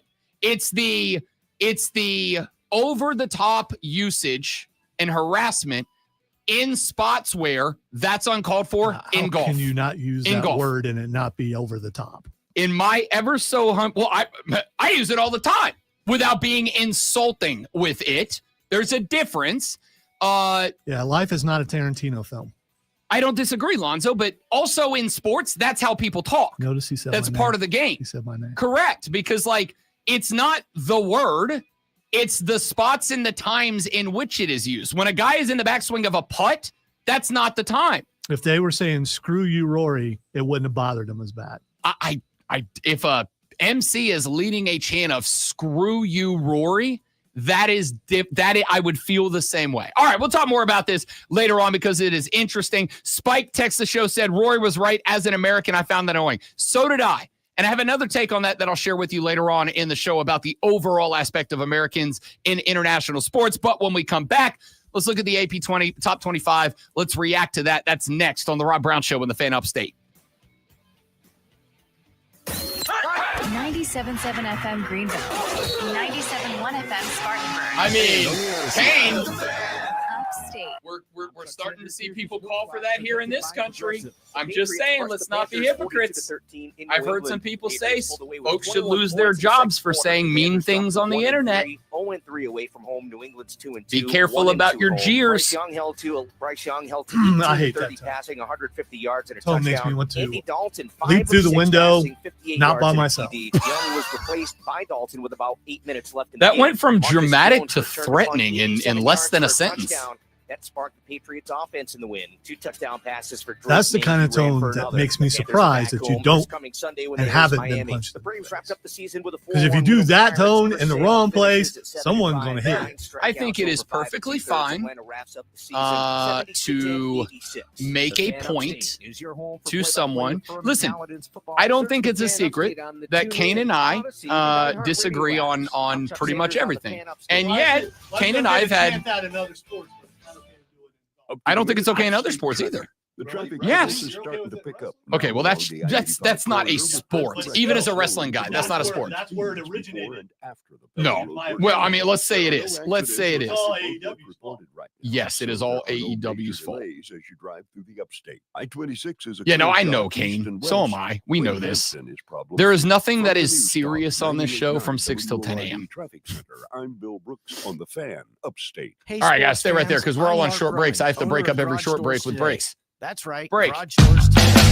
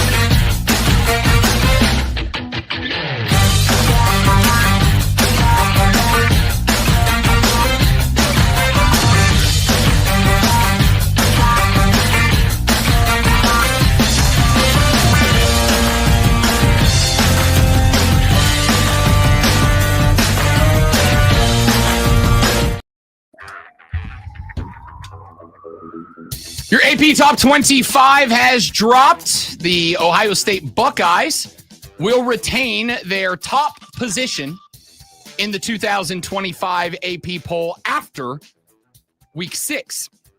They did, however, cede some first place votes back to the now number 2 Oregon Ducks. They jump up 4 spots after their win on the road over Big Ten rival Penn State. Miami has 4 first place votes, now at number 3, down 1 spot to make room for the Ducks. Ole Miss and Oklahoma round out your top 5. The Rebels of Ole Miss behind Revelation Trinidad Chambliss beat LSU. I did tell you LSU was a little bit overrated, so I thought. The Rebels up 9 spots, the biggest rise in the poll.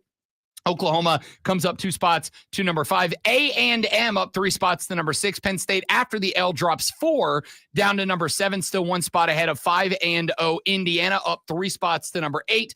Texas moves a spot to number 9. Alabama up 7 spots after their win over Georgia to number 10. Texas Tech, Georgia, LSU after their loss to Ole Miss. Georgia after their loss to Bama, down to 11, 12, and 13. LSU, the second biggest fall in the AP poll. We'll get to number 1 here in a moment. Iowa State and Tennessee remain in spots 14 and 15. Vandy up a pair of spots to number 16.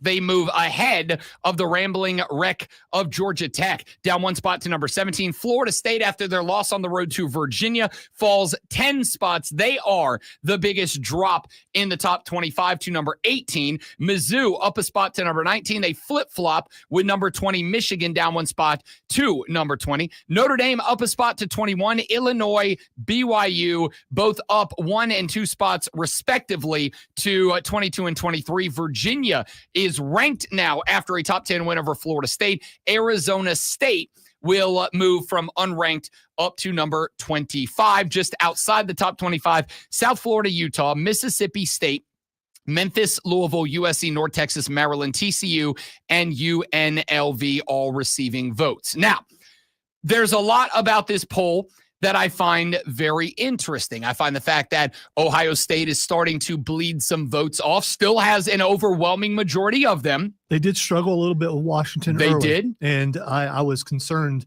that they may drop because of that. But they rallied and were able to put some touchdowns up there, and I think that helped them stay at number 1. Washington was undefeated coming into the game.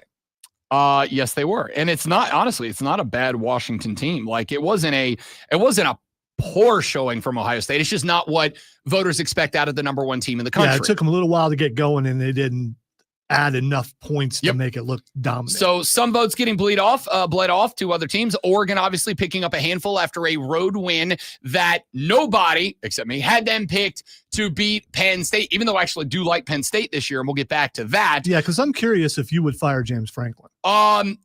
It's such a weird spot because on one hand, James Franklin has Penn State like right there. Like they're right there. They are in the conversation, but is that enough? They are right there, and they have been right there. On the flip side, go look at James Franklin's record against top 10 teams. He's like 4-17. Go look at his record against Big Ten top 10 teams. He's like 3-12 in the Big Ten against ranked opponents. On one hand, Penn State is just right there. It feels like they need one more thing to turn the corner. On the other hand, they keep not turning the corner. Then again, Penn State was in the semifinals last year. Penn State was a couple of snaps of the football away from playing for a natty. And I got a sneaky suspicion they'll be right back in it this year. It's still a good team. Now, as I said coming into the year, I think Drew Aller's overrated. I think he's fine. I don't think he's a guy that you go, if Penn State wins the natty, it's because Drew Aller is exceptional. I think if Penn State wins the natty, it will be because Drew Aller was good enough, but they can run the hell out of the football. They asked a lot out of him against the Oregon Ducks, and he's in that tier of guys that I trust to do enough, but also guys that I do not want to say the game is on you. You have to go win this game for us. Dante Moore might be one of those guys, though, for Oregon. He might be one of those cats. The dude can go. There is, of this AP poll, there's not a lot that I really have a problem with. There are some spots that, like for instance, Virginia beats Florida State, but Virginia is still a handful of spots behind Florida State. The result there is because of the fact that Florida State, by way of their dominant victory over Alabama, an Alabama team that this week went to and beat Georgia, they are getting a lot of credit for a blowout win over Alabama that comes ahead of the punishment they take for the loss to Virginia. On the flip side, the Cavaliers, they don't really have anything else on the resume that makes you go, if they played this is where I'm kind of at. There is some level in the AP voting. Not that I always agree that this leads to what I think are the correct rankings, but I understand the process. There is some level of, if these two teams play, I think Team A beats Team B 4 out of 5 times. They just didn't on the one time they did play. And you do have to give some credit for head-to-head, which is why I think had Florida State been ranked where I thought was probably more appropriate, which was like 12-13, I think they would be behind Virginia. But to dump them 8 spots and to move Virginia up from like 32nd to 24th, I think is fair. This morning, as I was getting ready to do the radio program, every AM, I get a rundown sheet, a prep sheet from corporate. Basically, the folks at corporate just put together a rundown sheet that has a whole bunch of links and stories and stats and audio bites that we can use on the show. One of them comes from the AP. It comes from Koki Riley, who is a staff writer for the AP, who covers college football. A C or a K? K-O-K-I. Okay. Okay. Koki Riley is a staff writer who covers college football for the Associated Press. Now, I don't really go in on writers because we're in this weird spot in America. As somebody who is in the media, I feel like I have the leverage to say this. We are in this weird spot in America where we do not appreciate good, level-headed opinions, analysis, and journalism anymore. We, unfortunately, as a country, have the mentality and attention span of a goldfish. This is why clickbait is a thing. You can get mad about it. You can say it's insulting, but the reality is clickbait works. Why do you think Ryan Clark and Paul Feinbaum are famous? Is it because they have great takes? No one thinks that. No one thinks that Feinbaum and Ryan Clark have great. Ryan Clark's lost me. I was his only defender. He's lost me. They are famous because we want to be outraged and we have the attention span of a goldfish. So when a headline meant to get attention, which is just what we have to do, I have put out 1,000 social media videos over the past 5 years. If you go and you look at my social media videos that I've been putting out over the past 5 years since I started working here, I for the most part, wiped my social media clean to start anew when I got here. If you go look at my TikTok, my Instagram Reels, whatever, the most viewed ones are always the ones where I attack or insult someone. Not the ones where I do film study and I break down why this play was an elite play from player X and it needs to be called out because this was great work. It's always, this guy's an idiot. That guy choked. What a jackass. It's always that because that's what we want. Unfortunately, it's true. So in this era, when a headline stands out to me, that's bad. Koki Riley has a headline up, Lonzo, that reads, and I quote, picking a new number 1 and why Georgia is still ahead of Alabama in my poll. Now, it is one thing when number 8 loses to number 32, and you maybe can't say that you have to change their spots in the AP poll because of a victory. That's a lot of ground between number 8 with a dominant win over Alabama on their resume and number 32 with a loss to NC State, who is embarrassing themselves right now on their resume. I get that one. But it is a different game to me. It is a different reality to me.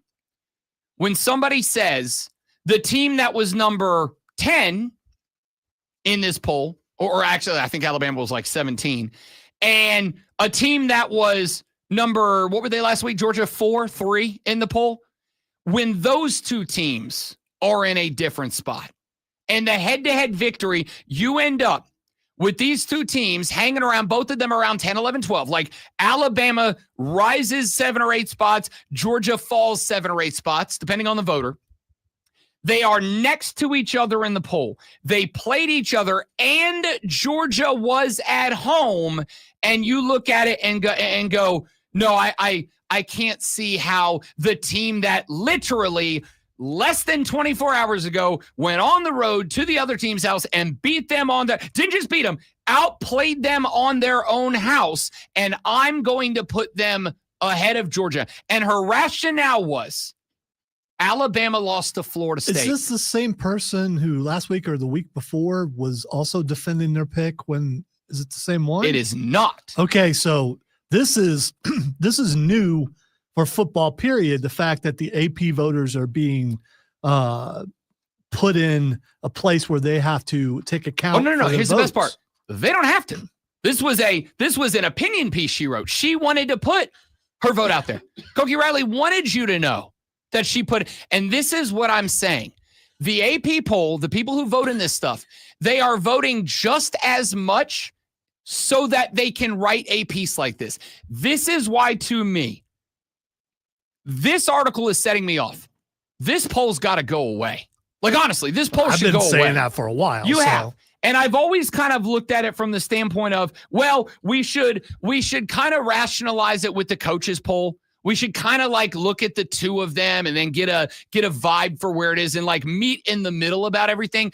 But this poll's got to go away because all it has created is a world where somebody like Cokie Riley can do a dumb vote, which absolutely has an impact on what the playoff standings are when they are announced on November 4th. And the reason, in my opinion, the reason she did it was so that she could write this piece and make it go viral. And I guess I'm feeding the troll because here I am talking about it, but this matters. This matters. And when you're saying it matters less than me being able to get some clicks by putting up a headline that says, yeah, I know Bama just beat Georgia at their house 24 hours ago, but I still have to put Georgia ahead of them. No, you don't. You know you don't. I know you don't. What are we doing?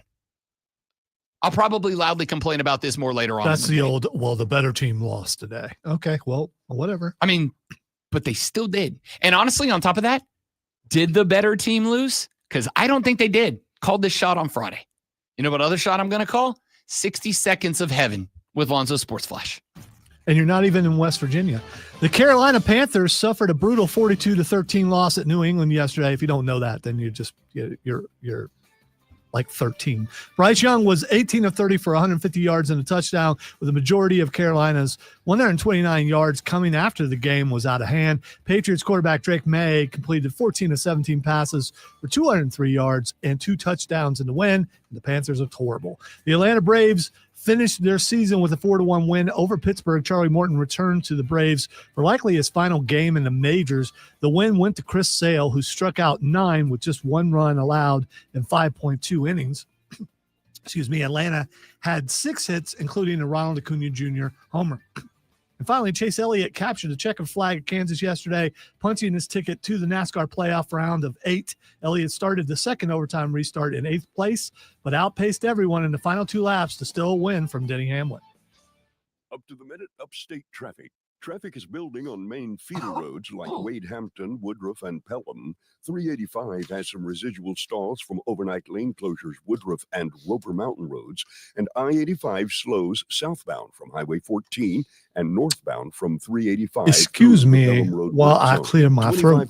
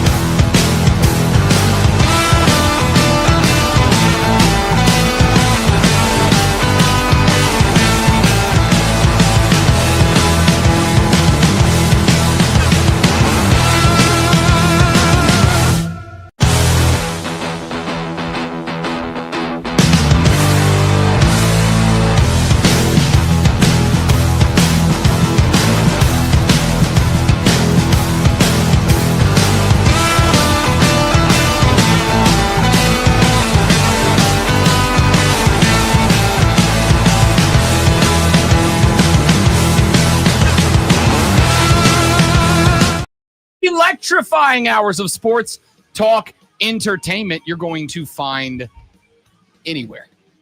It is 8 o'clock. We got your audio blitz here in just mere moments from now. John Blau of the Post and Courier will join us coming up here in just a few minutes from now to discuss what did the Clemson Tigers do while idle this week. This weekend's game begins, I think, a trio of massively important games for the Clemson Tigers. It is a spot for this team to, if you'll allow me to use the expression about a team who hasn't been right all year, get right. It's a get right spot. You've got a pair of opponents that you are clearly going to outmatch on paper. It's a game that if you want to show that what has happened so far is indeed an anomaly. It is a game that if you want to show that what has happened this season so far isn't really who you are, you've got to come out and you've got to dominate the next two games. We will talk to John Blau about that coming up at 8:40 this a.m.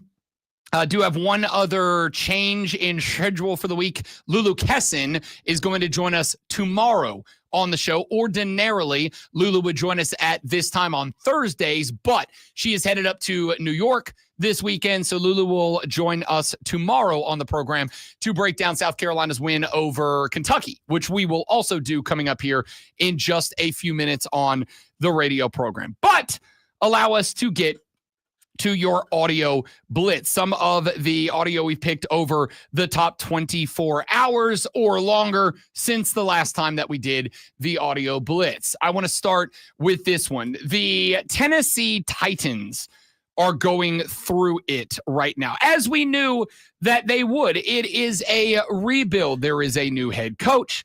They had the number 1 overall draft pick in the draft this year. They went out and selected Cam Ward. They had a game yesterday against divisional rivals, the Houston Texans. And the Texans have not exactly had a sterling start to the season themselves. These two teams entered yesterday's game without a win between them. And the Titans fans were pretty excited to get their first one. Instead, the Titans came out and got beat 26-0 by H-Town. A shutout pitched by the Texans. Cam Ward, their starting QB, went 10 of 26 for 108 yards, 0 touchdowns, 1 interception, was sacked twice, a QBR of 27, one of the lowest on the season of any quarterback so far.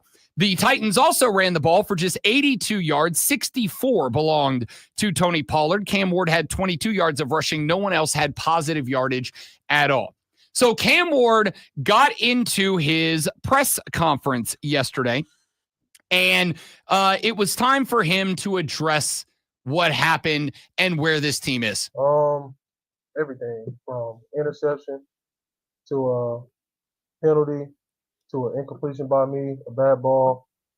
And then once we pass the 50, we just not continuing to drive. So, I mean, we keeping the buck right now, we ass. So we 0-4. We have, this point, we got nothing to lose. We dropped a quarter of our games and we've yet to do anything. So we have to lock in. Especially myself on the offensive line, from the defensive line, from the special teams to all three faces, we have to play together. We have not played together this year yet. And that's just something that, we want to preach about it every day. Every day we got to do better. And we're doing that, but it has to show up on Sundays. It hasn't showed up yet, but it got to show up next week. Which brings us to the newest entry on the Rob Brown soundboard. I mean, we keeping the buck right now, we ass. I love it. I love it. As long as you're talking about a team and you're not talking about us. Yeah. Because, then yeah. I mean, listen, we've had some segments where I mean, we keeping the buck right now, we ass. I mean, it's happened. It's not usual. It's an anomaly. But sometimes I mean, we keeping the buck right now, we ass. It happens, it happens. Listen, I am making me nervous because I can't do something. I am very much on the fence about Cam Ward. On one hand, I thought he was. I did not love him. I did not love him as the overall number 1 pick. Then again, there weren't a lot of options at quarterback in this draft this year. None that I particularly. How often does the number 1 pick come in and just turn the program completely around in their first year? Very rarely. Yeah, very rarely. In fact, I heard, and I wish I could remember who it was, but one of the color guys yesterday was talking about. Gosh, who was he talking about? I don't remember. He was talking about one of the quarterbacks who have. Oh, Dad was talking about Danny Dimes and the season Danny Dimes is having right now. And he said, I think we need to, and I'd like to welcome it. And this is why I wish I could remember who it was, because I'd send them a membership card to the Rob Brown Club of sometimes we got to put the emphasis on franchise and franchise quarterback, not on quarterback and franchise quarterback. The color guy said, and I don't remember who it was, but said, I don't think we spend enough time talking about the fact that sometimes franchises fail quarterbacks. Sometimes franchises fail quarterbacks. Sometimes you're bringing a guy because your team stinks and you just expect a guy is going to show up and change the entire franchise. And that's a lot to ask of a rook. And Cam Ward's one of those guys. On the flip side, Cam Ward was bad yesterday. And there were some drops. Tennessee's dealing with some injuries, but Cam Ward was bad yesterday. At the same time, there was a lot out of the preseason that I liked out of Cam Ward. There were a lot of good throws, a lot of flashes, a lot of times behind the mic. And now adding this one where I'm like, that guy felt genuine. Like that guy felt like he was being very sincere in that response. And I appreciate it like a lot. I appreciate it like a lot. Clayton Kershaw, pitcher for the LA Dodgers, finished out his season and his career yesterday, his last start with the Dodgers, his last pitch as a major league pitcher. Well, just a couple of days ago, Clayton Kershaw had a more emotional moment than anything that he did yesterday. Clayton Kershaw threw his last pitch, got the K. Freddie Freeman came out to yank him from the game. But 2 days before that, the Dodgers clinched the division. And Clayton, who got the dub that day, was celebrating in the locker room when it was time for the interview. Want your shirt back? No, I don't want my shirt back. I don't want goggles. I don't want a shirt. I hardly want pants, Dave. All right, well, I did right there. I hardly want pants, Dave. Clayton Kershaw, who at this point is just full dad bod. And I'm not talking about the dad bod where you look at a dude and you're like, that guy's clearly a pro athlete. Like maybe he's not shredded like he was in his prime, but like clear. No. Clayton had the belly hanging out. He was just living his best life, getting absolutely schmammered on some Budweisers in the locker room. And Dave's like, do you want to put a shirt on for this interview? Clayton's like, I don't want a shirt. I don't want goggles. Hell, I don't even want to wear pants right now, Dave. You know, every now and then I say sometimes like it's very nice to have an athlete that that you just relate to. Clayton's on that list now because I'll be honest with you. Rob Brown has a good day. That's all I want is to go home, take off my pants, and not put them back on. I get it, is what I'm saying. Shane Beamer and his Gamecocks, who we will talk about at length coming up here in the very next segment of the radio program, knocked off the Kentucky Wildcats 4th time in a row that Shano took down Mark Stoops and the Wildcats.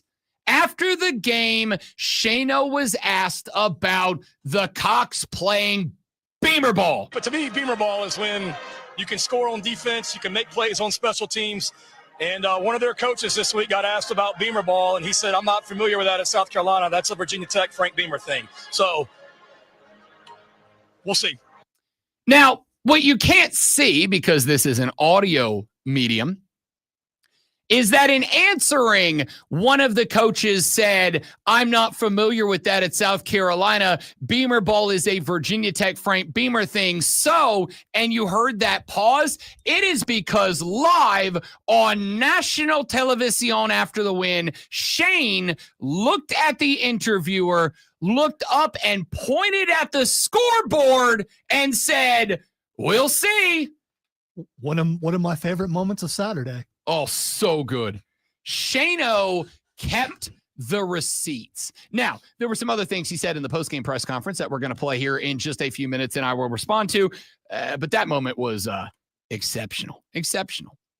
Alabama taking on Georgia this weekend. It's a tight game. Ended up being a field goal game. Well, at one point, Ellis Robinson IV, as Georgia had just come up with a big stop. Sounds like he owns a vineyard or something. He might need to own something to not play football after this. Alabama's got the ball. They are driving. It is 3rd and some to go. Georgia gets a stop to force the punt. That is until about 5-6 seconds after the whistle blows, Ellis Robinson IV comes sprinting into the frame.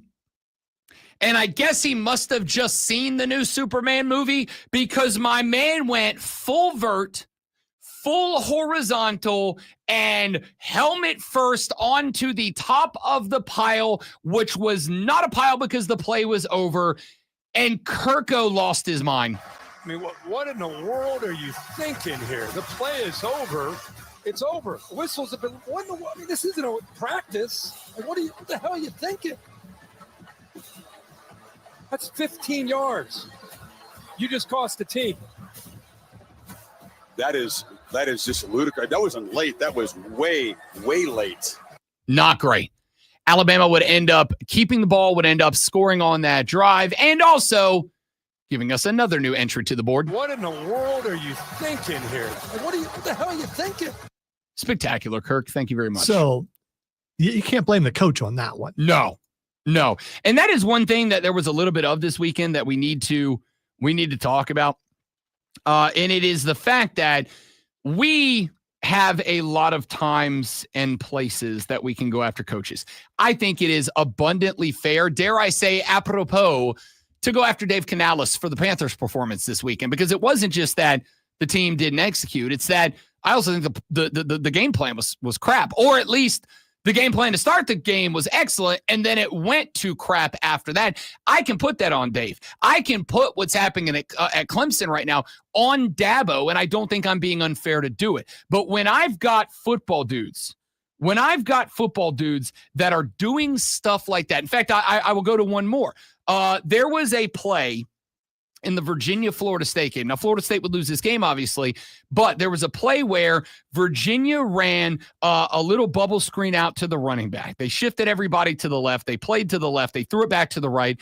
There was a DB for Florida State who had a heat seeker on the chest of the Virginia running back. The running back gets the ball in the hands, but he dropped it. And you can see the Florida State DB, who was about to hit this cat into the shadow dimension at the last seconds, dips the shoulder and pulls off to avoid the hit. And I was watching this happen. Mike Norvell came off the sideline, went up to this dude, and gave him the old helmet slap like, hell yeah.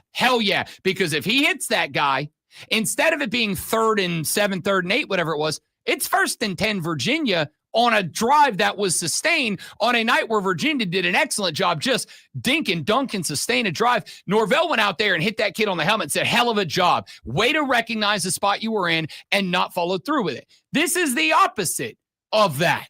I can't put that on Kirby. If you are too dumb to realize that you can't run in and 5-6 seconds after a whistle, fly helmet first into the pile. What in the world are you thinking here? Like, what the hell are you thinking?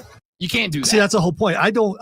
Listen, have you ever did something and when you were done, you're like, why did I do that? Sure. And you have no idea why you just did it. Sure. Okay. It happens to us all the time. And I'm hoping that player's like, why did I do that? And in this case, it cost them big time. And sometimes that happens when you do something and you don't know why you did it, but you did it. 100%. And we will wrap it up with this one. Lane Joey Freshwater Kiffin and his Ole Miss running Rebels welcome the LSU Tigers of Baton Rouge, Louisiana, down to the Groove this past weekend. Well, the LSU Tigers, who, if you will recall, and I hope that you will, Rob Brown tried to tell you nary but a few days ago, I think this is the most overrated team in the Southeastern Conference. I think they might be the most overrated team in college football. It's a good team.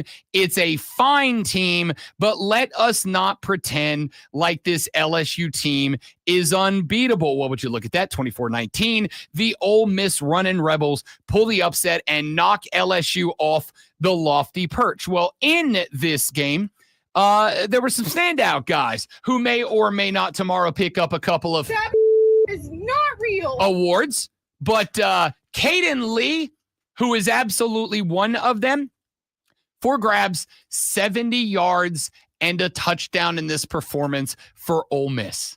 Well, Lane Kiffin got himself up to a microphone yesterday and was asked about the performance of Caden Lee, and this is how he responded in the postgame presser. Coach, a lot of people stepped up for you today. One player that we haven't seen a lot of, Winston Watkins, wide receiver. Yeah. Big day for him. Yeah, Winnie's going to be a great player here.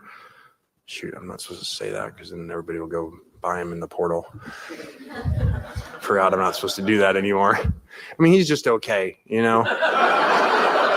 He really doesn't know his plays and stuff, so, you know, it'll be a couple years before he's good. No, Winnie's awesome. He's a really good player. Okay, that's my bad. It was Winston Watkins. It wasn't Caden Lee. Winston Watkins, 3 grabs, 38 yards, had a couple of stellar blocks on the outside. The point here is Joey Freshwater is the best. Joey Freshwater's. And by the way, last week was the week of Lane. It was Lane Kiffin week. Because not like you had the 30 for 30 that's coming out on Lane that I got to tell you, I'm exceptionally excited about. The previews for it look spectacular. You had the announcement from Lane Kiffin's daughter. She hard launched her relationship with LSU linebacker Will Wheat. This was fun because she did it the week her old man, Joey Freshwater, a.k.a. Lane Kiffin, was playing LSU.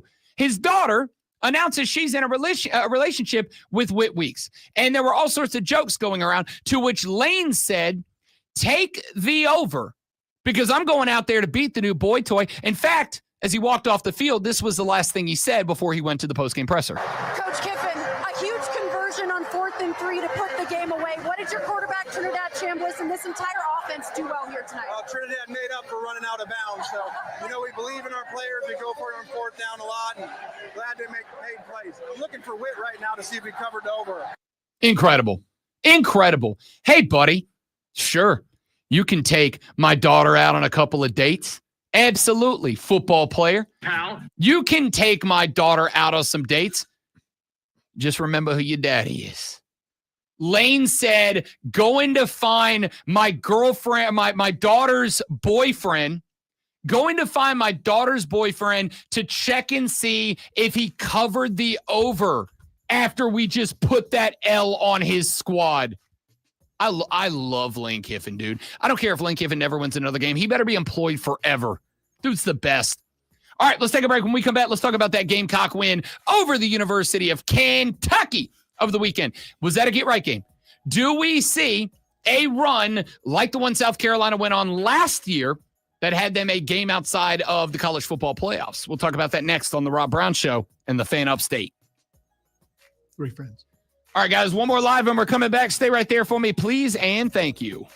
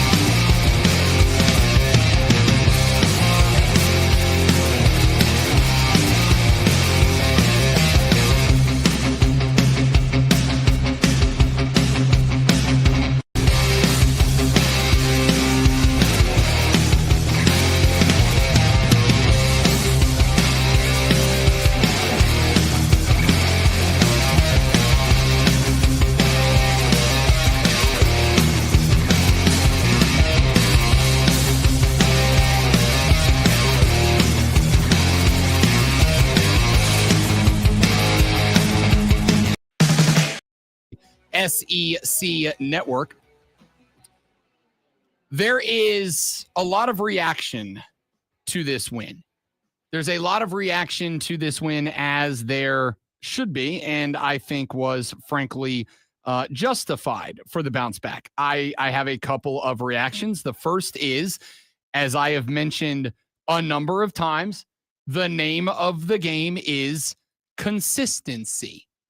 It was consistency after the opening 2 wins against Virginia Tech and SC State. Okay, you took a little while to get going against Tech. Can you keep that consistency going into the game against SC State? The answer was no. It took them a while to get going against that team as well. But there was that long rain delay, et cetera, et cetera. So I said, all right, a lot of variables to this. On top of that, that was a game that a little old SC State team was going to do everything in their power to go get a win, because that would have been a program-altering win had they got it. There was a lot going on in that one, but can you be consistent and carry that into the game against Vanderbilt? The answer was no.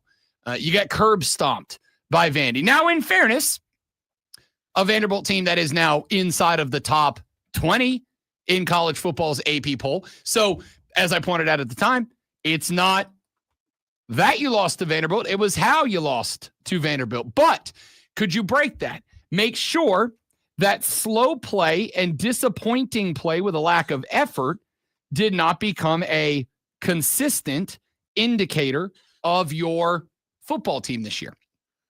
You came out against Mizzou. And the good news is there was a little grit, a little toughness, a little heart. But unfortunately, late in that game, there were a couple too many mistakes, and you couldn't tackle. So then the question after the loss to Mizzou was, all right, offensively, can you keep a rhythm going? Can you continue to throw the ball? Can you continue to take the pressure off of Lenora Sellers? Can you make something out of this? And can you not become a team that consistently underperforms on defense? And I thought that this game, the answer to that was yes. But because you know me, I got to rub the shine off the apple a little bit. That's a bad Kentucky team. This is not the Kentucky team that had a very impressive Will Levis at the helm. This is not a Kentucky team from a couple of years ago that had Benny Schnell at running back. This was not the Kentucky team from a couple of years ago that had 2 or 3 NFL draft picks on defense. This is, as I said on Friday, arguably Mark Stoops' worst Kentucky team since he's been there. So you did what was expected in this game. And in fairness, after the last 2 weeks, I'll take what was expected. What happened against Vandy was not what was expected. Not the L, because again, L's are going to happen. But an L in which my biggest takeaway was the one thing that I never thought I would question about this team was its heart, was its grit. And that team looked like it rolled over in that game against Mizzou. The take I had was you showed the heart, you showed the grit, and I appreciate that. But the other thing that you have to get right if you are South Carolina is that you must be technically proficient. Your roster has, over the past few years, gotten better. Now, last year's roster may have been the best South Carolina roster in years. This year's is not as good. Because of that, if you want to elevate from mid to upper mid or maybe bottom elite of the Southeastern Conference, you have to be very technically proficient. You have to tackle well. You have to throw well. You have to catch well. You have to run well. You have to block well. You have to do the fundamentals well. And then rely on that little bit of extra culture, character, whatever you want to call it, that is supposed to be the hallmark of a Shane Beamer team to carry you in spots where your athleticism can't. I think we got there with this one. There was one more thing that jumped off the page at me. I thought Lenore Sellers being utilized as a runner was better. I thought the run game in this game was better. Here were Shano's thoughts on it. In regards to the running game, we ran for 178. That's a hell of a lot better than -12 or whatever we were last week. So that's a positive. We ran it 48 times, which I love that. I love the fact that we were out there on that last drive with a couple of those plays. We didn't even have a receiver on the field. We had 4 tight ends out there just playing old school smash mouth football. So it was good. Certainly needs to be better. I thought we missed some cuts looking at it early on, looking at the tape or on the iPad on the sideline. Looked like there were some runs that were maybe blocked a little bit better than what we got out of it. Certainly Lenoris being able to run for close to 100 yards is good. I wouldn't say that, Jack, necessarily about Matt becoming number one. I mean, we love Oscar, we love Sewell, we love Matt, but Matt was a guy that we wanted to get going. We did that last week. We had a package for him last week where we had 2 running backs on the field at the same time, and that was his role. And then tonight we kind of expanded that role where he was going to be out there with just he being the only running back. And then in the fourth quarter, we felt like everything was under control. And yeah, all right. All right.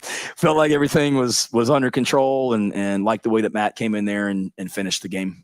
So he pointed out in the middle. Wait, did someone fall down or something? I think one of the reporters had like a hack attack, like a cough attack, and unfortunately, the tactical mute button is not available in real life. So I think one of the guys was having a coughing attack, and Shane was checking on him. But I also think that you saw between that and the clip we played earlier, where Shane was like, one of their coaches said Beamer ball is a Virginia Tech Frank Beamer term.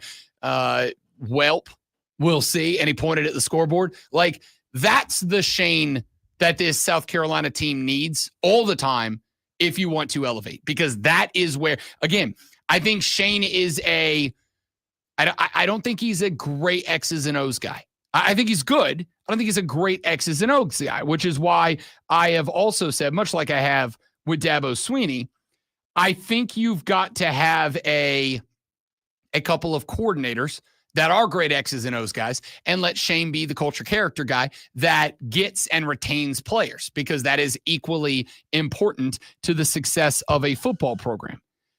I think that's the vibe you got. But as far as the play calling goes, to have Lenoris Sellers as a runner. And again, when I've said I want more design runs for Lenoris, it's not just because Lenoris is a great runner, and he is. It's because he's a great runner who can throw the ball on the run better than most college football quarterbacks can.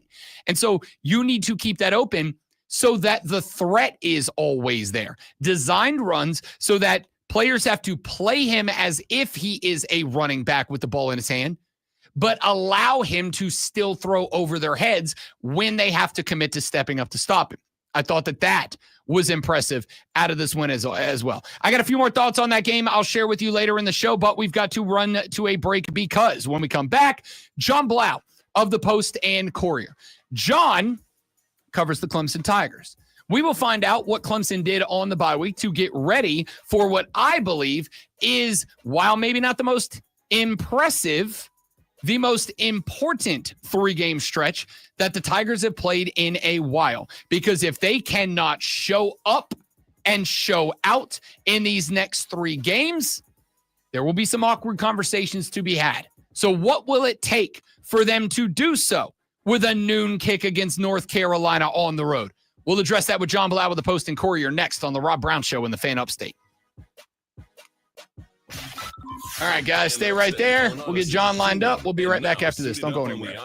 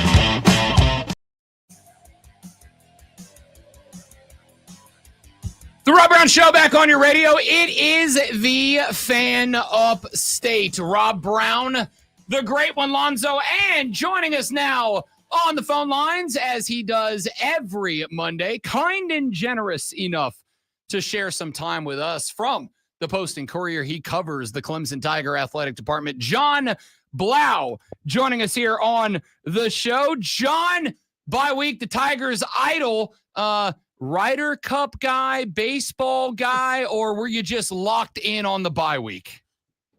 Locked in on the bye week as we talk about naps, few naps. And then, I watched some of the other games on Saturday too. I mean, it was interesting to see that Georgia Tech Wake game, get a comparison there. Florida State, Virginia, obviously, those were interesting to watch. They were. Let me ask you, and I know this is away from, but still adjacent to Clemson. What impact does Georgia Tech, if any, getting into an overtime fist fight with Wake Forest? You know, we talked about, say, Alabama and the win over Georgia, I think helped Florida State probably not fall as far as they would have with the loss to Virginia. What impact does Georgia Tech, who beat Clemson and did so relatively convincingly, getting into that fight against Wake Forest, what impact do you think that has on the view of Clemson from the national writers? Yeah, I don't think it helps. I mean, obviously, though, pull out a little bit. I mean, teams can have bad days. So, I mean, maybe Georgia Tech just had kind of a down game a little bit. But one thing that was concerning for me, and this was just a small moment in the game, the way Wake Forest was able to bow up defensively and stop Haynes King in the red zone. I mean, just going back to that Clemson game, I mean, it just seemed like Haynes King was cutting right through him, no resistance whatsoever. And then Wake Forest shows you with just some physicality and the way they attacked at the line of scrimmage that, you know, Haynes King isn't Superman. you can stop him in the red zone. And that's the thing that, for a comparison for Clemson, if you're talking about the things that have been disappointing about the Tigers, has been the defense not having that physicality, not being able to do the same things that a Wake Forest was able to do. So that was the thing I took away from it. As far as the national perspective, yeah, I mean, it makes you question Georgia Tech. It makes you question Clemson even more. Again, teams can have up and down games, so who knows? But we're going to have to see the rest of the season play out. But that was the thing that stood out to me, just the fact that Wake Forest was able to do some things that Clemson couldn't. John Blau joining us here on the Rob Brown Show in the Fan Upstate. So let's get into the idle week. Obviously, no game.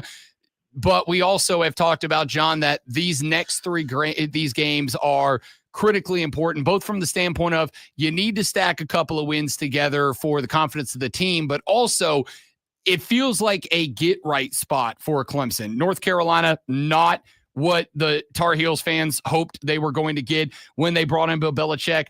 Boston College, not the same team they were a few years ago. And then SMU, your title contender in the ACC from last year, but obviously have taken a bit of a step back. So how did this team spend the idle week getting prepared for what I think at the beginning of the year we all kind of thought was this is their chance to get some reps and get ready for Duke, FSU, Louisville down the stretch, to now this might be the most important 3 games. And I don't know if this is exaggerative or not, John, but maybe the most important 3 games, at least in recent memory, of Dabo Swinney's career. Yeah, I mean, it's definitely the most important 3-game stretch this season because obviously if you're throwing the first 4 out the window. But like you said, they need to get some positive momentum. This is an opportunity to do that. I mean, you're still a 14-point favorite over UNC on the road, even at 1-3, because that's how bad UNC has been. Obviously, Gio Lopez has been a quarterback, had an injury. Don't know if he's going to play. Max Johnson. The defense is, they're getting outgained by Central Florida. So it's definitely an opportunity there. Like you said, Boston College and SMU is 2-2. And that's a good question in terms of how they spent the bye week. Don't know yet. I mean, it'll be interesting to listen to Dabo Swinney's radio show, to talk to Dabo tomorrow, get a clue if they did try some different personnel packages, different guys getting reps.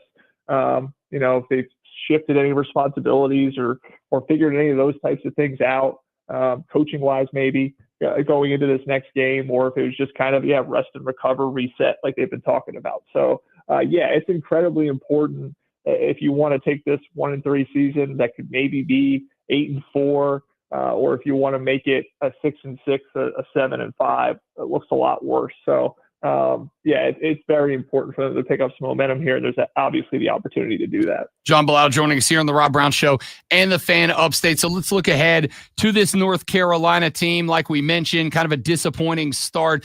They are 2-2. Their wins over Charlotte and Richmond. They got blown out by TCU. They got blown out on the road at UCF. This is also a team, John, that is trying to get itself right, but a team that both on paper and you would like to think under the headset, Clemson is just an outright mismatch, which to me makes it feel like this is a game to dial in on execution. Don't need to do anything fancy. Don't need to go out there and try to put up ESPN top 10 plays.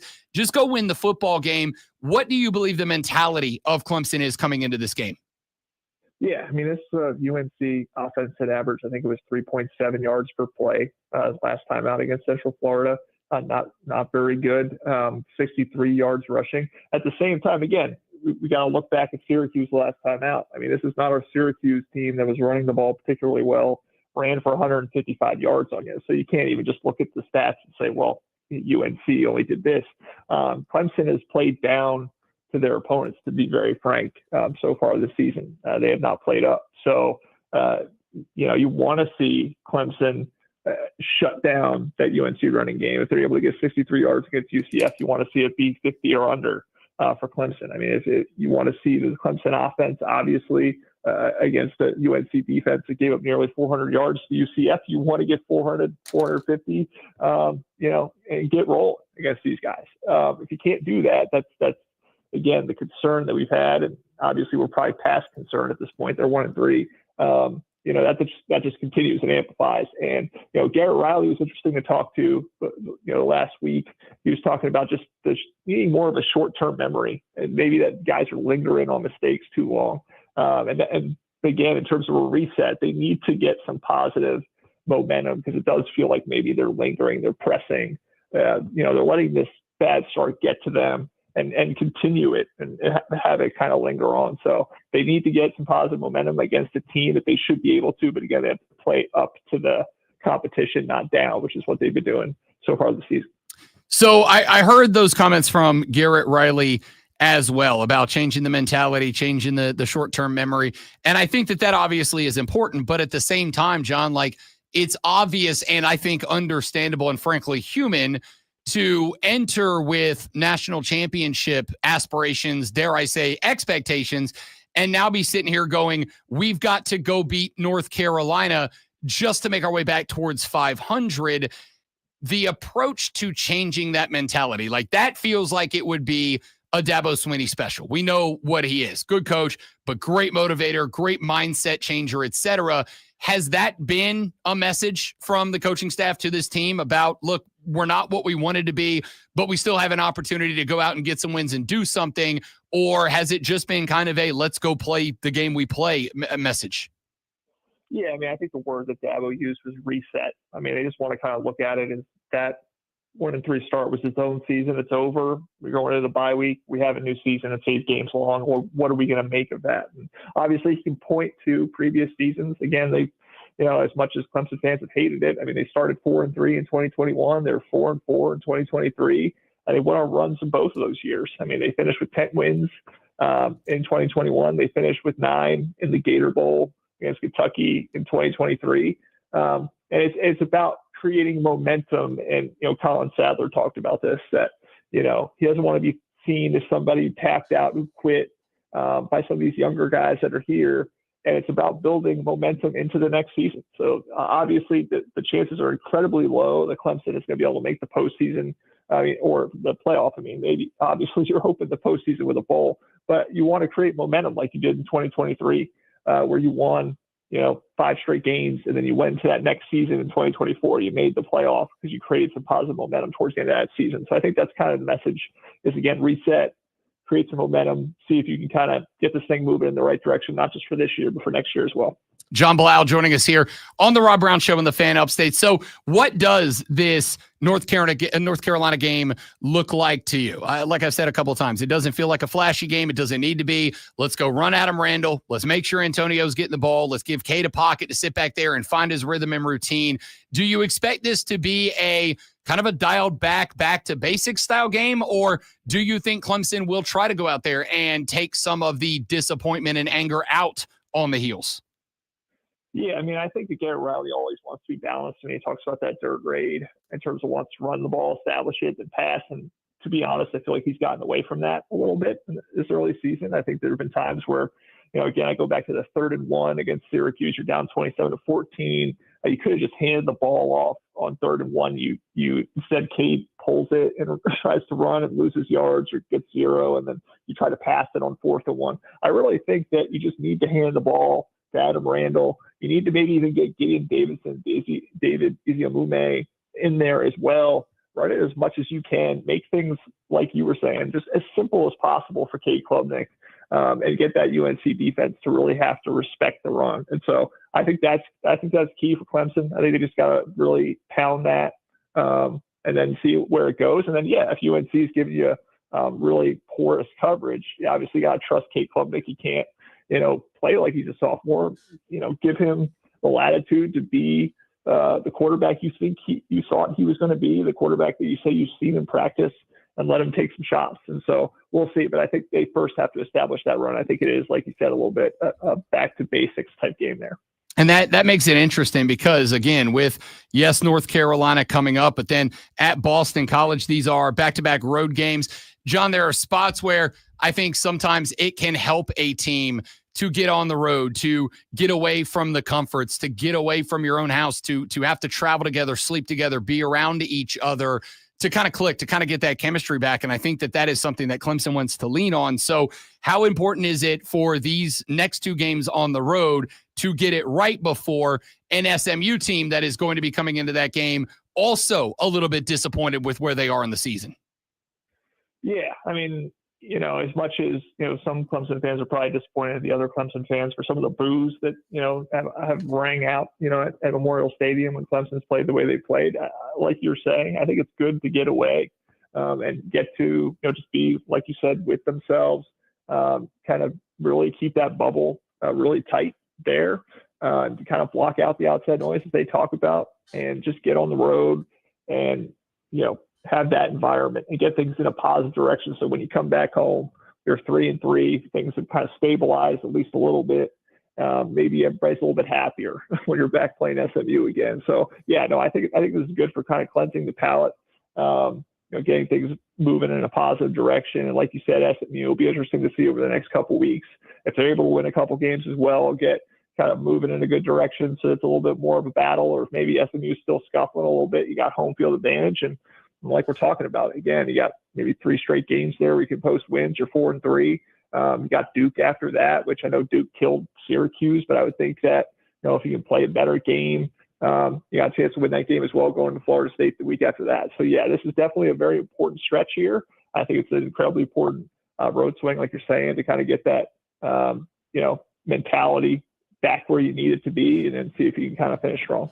John Blau with the Post and Courier. Last one. I didn't even think about this, but you brought it up, John, so I do want to ask about it. The boos at Memorial have been loud, have been obvious, even on the TV broadcast. I know 2 weeks ago, Dabo didn't just acknowledge them, but he was asked about it, and he said, look, I agree with them. Like, I was ready to boo this football team. That is not necessarily the image that most of us, I don't think, have about Clemson, especially playing at home. What impact, if any, do you think that has had on this football team? And more importantly, if they do go get road wins against Carolina and Boston College, do you think that kind of resets them with the fan base before they come home for a 3-gamer against SMU, Duke, and a top 25 Florida State team?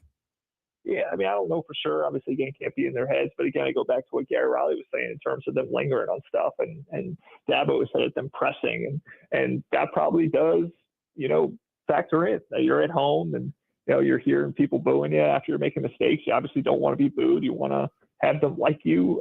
You have an environment like Syracuse where obviously there's that long delay, and maybe only half the stadium comes back. You're playing in like a spring game type of environment, just in terms of the numbers that are there. It's not what you come to Clemson to play for. It's not what you expect. And obviously these guys have a certain amount of pride. They want to obviously have their home fans behind them and positive towards them. So like again, we were talking about just getting on the road, getting some confidence back, maybe getting things moving in a positive direction. And then some of those fans who are a little frustrated just because, again, this is a program that won a couple national titles, went to 6 straight playoffs, just not what they expect. Maybe you can get them kind of feeling a little bit better and everybody's kind of more kumbaya going forward. John Blau covers the Clemson Tiger Athletic Department for the Posting Courier. Kind enough to give us some time every Monday morning at 8:40. My man, appreciate you, John. Enjoy the game this weekend. Hopefully we're talking a little bit more upbeat next Monday.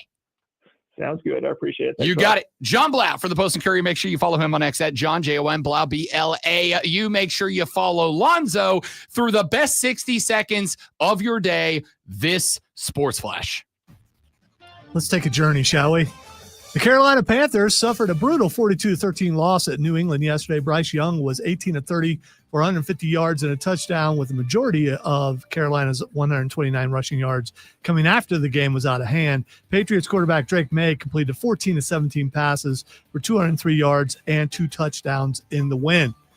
Here's the new AP Top 25 poll. The Buckeyes held on to their number 1 spot. Oregon moved up to 2. Miami is number 3 ahead of Ole Miss, who jumped 13 spots after their win over LSU. Oklahoma moves to number 5, with Texas A&M, Penn State, Indiana, Texas, and Alabama rounding out the top 10. Chase Elliott captured the checkered flag at Kansas yesterday, punching his ticket to the NASCAR playoffs. A round of 8. Elliott started the second overtime restart in 8th place, but outpaced everyone in the final 2 laps to steal a win from Denny Hamlin by less than a second. Up to the minute upstate traffic. Downtown Greenville traffic is moderate to heavy. Plan on extra time around Rutherford Road and West Stone. Also Rutherford around Academy. And there's a wreck, Academy at Church. Spartanburg traffic is flowing good everywhere. In between, I-85 has its usual issues. Southbound from Aviation Parkway and northbound from 385, both headed through Pelham. From the News Talk, 98.9 WOR.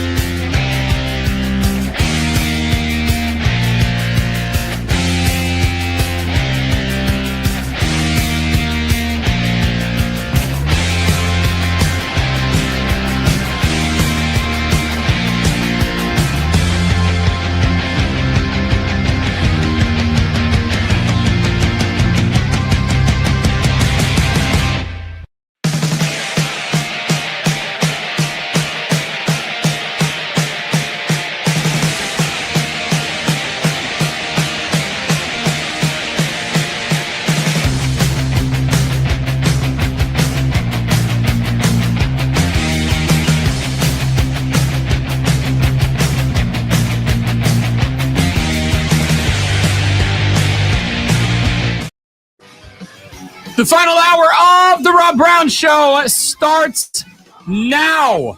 Welcome back, ladies and gentlemen. Rob Brown, the great one, Lonzo, and you.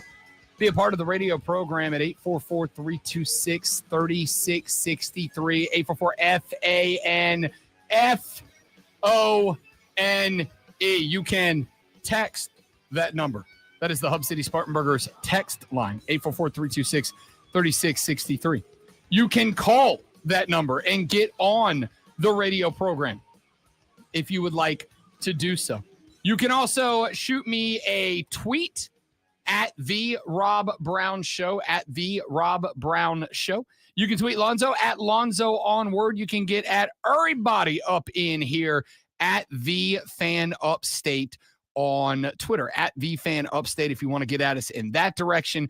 If you got something a little bit more long format that you would like to bring to the show but do not want to call in, my email is always open for you as well. The email address, of course, is rob.brown@thefanupstate.com. Rob.brown at thefanupstate.com. If you'd like to get at us in that direction, we would certainly love to have you. We are all over the map. I know that this is devastating news to many, if not most of you, but no Taylor Swift for the Super Bowl halftime show this year. The NFL announced yesterday that Bad Bunny will be your halftime entertainer for this year.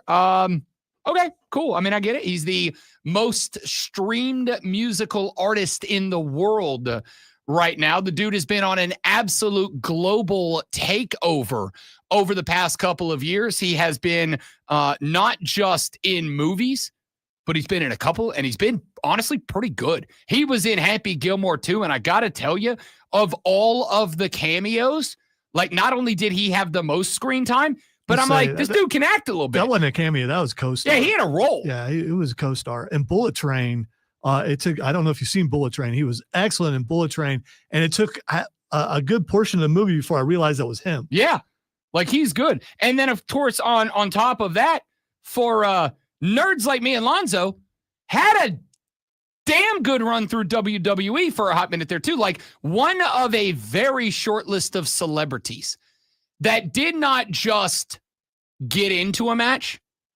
Like he was in a match. He was in a wrestling match. It was an entertaining, good wrestling match down in Puerto Rico that like he was one of a few guys that got into a ring and within a handful of minutes, you forgot that he was a celebrity. Like he was a wrestler in that match. Sure, but this is just me speculating, but I would think that a certain demographic of the audience, meaning people over 50, are going to be like, I don't understand what he's saying. Oh, yeah. And then they're just going to go, make some more snacks and stuff. Yeah, for sure. And again, like the Super Bowl. By the way, I don't understand what he's saying either, but he's entertaining. Oh, I mean, he raps in Spanish. So sings and raps in Spanish. And I suspect there will be a couple of songs that he'll do in English as well. I'll basically. And he can dance, and he puts on a pretty good show from what I've seen in where he has appeared in different places. Yeah. Would you go to a Bad Bunny concert? Yeah, no, I absolutely would. I absolutely would. From what I understand, the guy puts on a hell of an entertaining show. And while I don't speak much Spanish, as the last Spanish that I took was, and this is not a made-up name, Mr. Rogers in my 11th grade high school class. And then I did like 3 weeks on Duolingo a couple of years back. And then I went, unfortunately, I think I have passed the point where I can create new neurological pathways at a level you need to learn a new language. Yeah, I'm not sure that I think you would stand out at a Bad Bunny concert because, I mean, I haven't seen your moves, but I think if you don't dance really good, go into one of those, you kind of stand out. Just guessing. First off, there is a reason that Rob Brown claims I've never lost a wedding reception. I am undefeated at wedding receptions. If Rob Brown, and I don't and will never again, but when Rob Brown was a young and single man, Rob Brown did not have any problems getting attention at wedding receptions. Well, you can get just as much attention being a bad dancer as you can being a good dancer. I do not disagree. I'm not saying that you were a bad dancer. Because I wasn't. Yeah, okay. All right. I mean, Your boy's got moves is all I'm saying. I would not stand out at a Bad Bunny show for the wrong reasons. I would stand out as, why are you here, you 40-year-old guy? All right, let's see him. But it's not for the grooves. No. No, you're not getting it for free. No, that's the kind of stuff you put on me all the time, put me on the spot. And you're not getting it for free at 7:06 in the morning live streaming to the internet. It's 9:06, dude. He said 7:06. It's all the same until 2 in the afternoon. Okay, all right. Admittedly, I must have picked a slower one because I don't know. No, I mean he sings like he doesn't just rap. He sings too. I will say, first and foremost, Rob Brown is. I'm guessing this is arable because I don't know. I mean, good news for me is it's on you if it's not. Yeah, that's true. I will say, I am drawn to rhythmic music, Zydeco music. Big Latin music guy. I love Latin music. Caribbean music is a top flight genre for me. I went like 2 weeks ago. The lady and I probably should have faded that. So just cut it. That's all right. It worked. Because I wanted to jump to another track and 2 weeks ago, I went home and asked the lady friend, I'm like, what do you want for dinner? And she's like, I don't know why. And I said, I'd like to go get Mexican. And what I did not tell her is that the Mexican restaurant I picked exclusively because they had a live mariachi band that night. And I love mariachi music. I love rhythmic music. And I will say, Bad Bunny's tunes are catchy, if nothing else. Well, I see some collabs with Drake and Cardi B. I didn't want to grab those because I don't know if those are clean or not. So for the record, you don't know if this one's clean or not. I don't. But I'm going for it. This one is a little more upbeat. There you go. There it is. If you're watching on the stream right now, you can see why Rob would be okay at a Bad Bunny concert. And with the mustache, you might fit in a little bit more. Wow. I'm just saying. Bad Bunny got some Eddie Guerrero vibes over there. Bad Bunny catching the halftime show at the Super Bowl this year. Raj gave us a little teaser that it was going to be T-Swizzle, but it is not. Now, I'm going to call it now. We get a T-Swizzle cameo. We get a Bad Bunny T-Swizzle cameo, and I'm excited to see if that happens. We'll play out. All right, I got a couple of things that I want to get to before we get up out of here. Can I float a theory to you real quick? The Ryder Cup was this weekend. Friday, we got our asses kicked twice. Saturday, we got our asses kicked twice. Then Sunday rolled around. And when the Ryder Cup started on Sunday, I had the Ryder Cup relegated on my 6 screens that I have active on Football Sunday in the Bro Cave. I had the Ryder Cup relegated to the tablet, the smallest screen in the room. And I kept it there because while the Americans were getting every square inch of booty handed to them on Sunday, I really like I love the golfers on Team Europe. Tommy Fleetwood was spectacular. Rory McIlroy is one of my favorite golfers of all time. Like, Rory winning the Masters this year was a top all-time golf moment for me. For him to get that proverbial monkey off the back, like, I was as emotional as golf has ever made me watching Rory put on the green jacket. It was spectacular. At the same time, I go into that thing red, white, and dyed true blue, wanting Team USA to get the win, but we were getting it handed to us. So, like, whatever. It's on the little screen. I had the audio on very low. Anytime that announcer bro was like, all right, let's go to 17 because John Rahm just hit a stellar shot, like, I want to see it. I love good golfers playing good golf. And then all of a sudden, the Americans started fighting back, but Team Europe ultimately able to get the win. So I was driving around yesterday afternoon, well after it was over, early evening, well after it was over. And because I had it on in the car Sunday morning, when I got back into the car, I was listening to the PGA Tour channel on Sirius XM because they were doing live coverage of and from the Ryder Cup. And they had on a panel of old pros and golf analysts who were just breaking down the Ryder Cup from 1,000 different angles, which the Ryder Cup, as mentioned, is my favorite golf event. I like it more than I like them. I love the Masters, but I like it more than I like the Masters, more than I like the U.S. Open. It is my favorite event in golf. And part of the reason why is twofold. Number one, I think the environment, even when the environment goes too far, even when it gets taken too far, it's still an incredible environment. It's a college football environment wrapped around a golf tournament. And the other reason I love it is the golfers are just playing for pride in the shirt and to win this event. That's a career mark for these guys.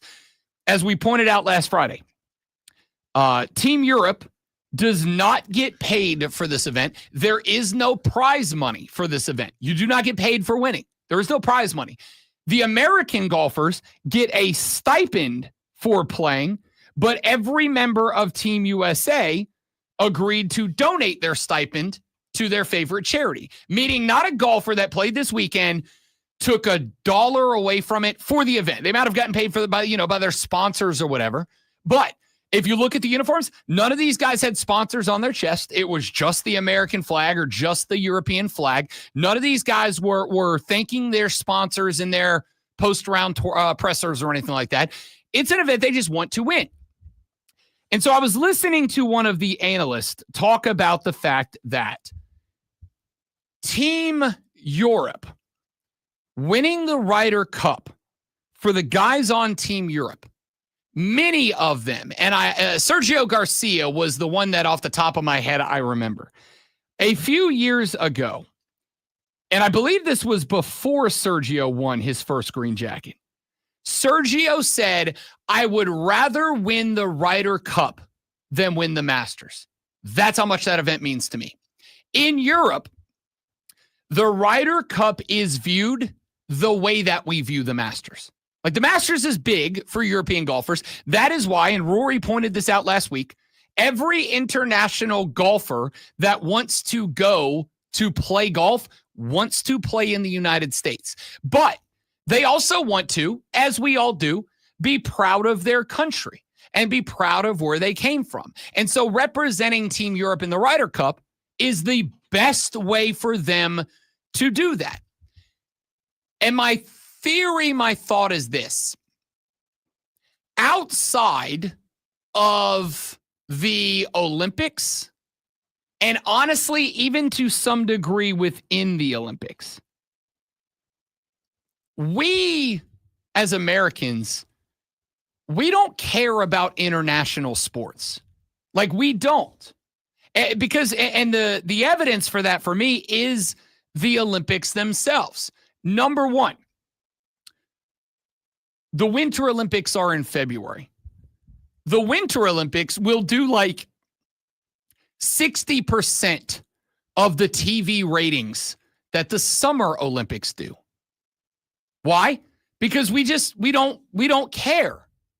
We'll watch, and like if there's, if we find a Shaun White.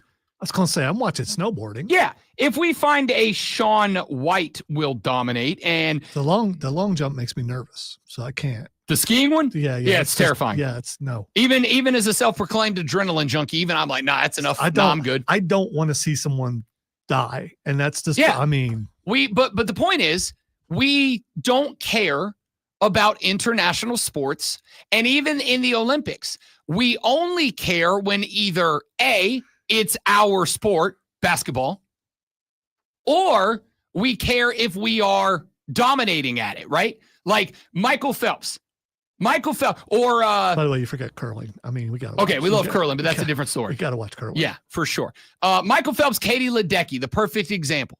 Katie Ledecky at the last Summer Olympics was as dominant as Michael Phelps. How many of you have watched a single swimming event outside of the Olympics unless like your kid is on a swim team, right? How many of you? How many of you can tell me right now where Clemson or South Carolina swimming and diving is ranked nationally? Literally none of you. Are you sure they have swimming Nope. and diving teams? I'm not. Okay, all right. Yeah. I'm not, All right. because even if I did care about swimming and diving, which I'm not saying I don't, but I'm like you. I care about it during the Olympics. When Katie Ledecky is on, I will make the argument that Katie Ledecky should be celebrated the way that we celebrate Josh Allen, Patrick Mahomes, because that's how dominant she's been. The way we celebrated Michael Phelps. But we will for like 2 weeks up to the Olympics, through the Olympics, and then the like 2-week victory parade after the Olympics. And then we won't think about Katie Ledecky or whoever's next. Right now, the Winter Olympics are in February upcoming. Name me non-hockey. Name me any athlete that will be participating in the Winter Olympics. Just any. Figure skater, snowboarder, skier, uphill, downhill, slalom, jump, long, whatever. Just name me any athlete from the United States that will be participating in the Olympic Games in the winter. See, here's that's the problem not a with hockey this, player. Rob Brown. I don't think you're looking at this the right way. It's not about individuals. It's about a country. And so we don't need to know the individual names of these athletes until the actual games. We know that our country is going there to compete. And so therefore we don't need to know their names right now. I will remind you of that the next time you do a Patrick Mahomes segment. I'll go, whoa, I don't care about Patrick Mahomes. It's a team sport. We're talking about the Olympics. But that's my point is, we're talking about but that is my point, is that the attitude that we have towards our sports versus who's the left guard on the New Orleans Saints? Cesar Ruiz right now, but he's banged up and look hurt. Look at you. Okay. All right. That's but really I'm not cool. the example. That's what's really cool. Who's the left tackle on the Arizona Cardinals? I don't know. But that's also not my team. You asked me about my team, I'll give you the answer. And Team USA is my team. No, I'm openly acknowledging that I'm also in the camp, because I don't know outside of Team USA hockey. I don't know any of the athletes that are going to be competing in the Olympics. But the point here is this.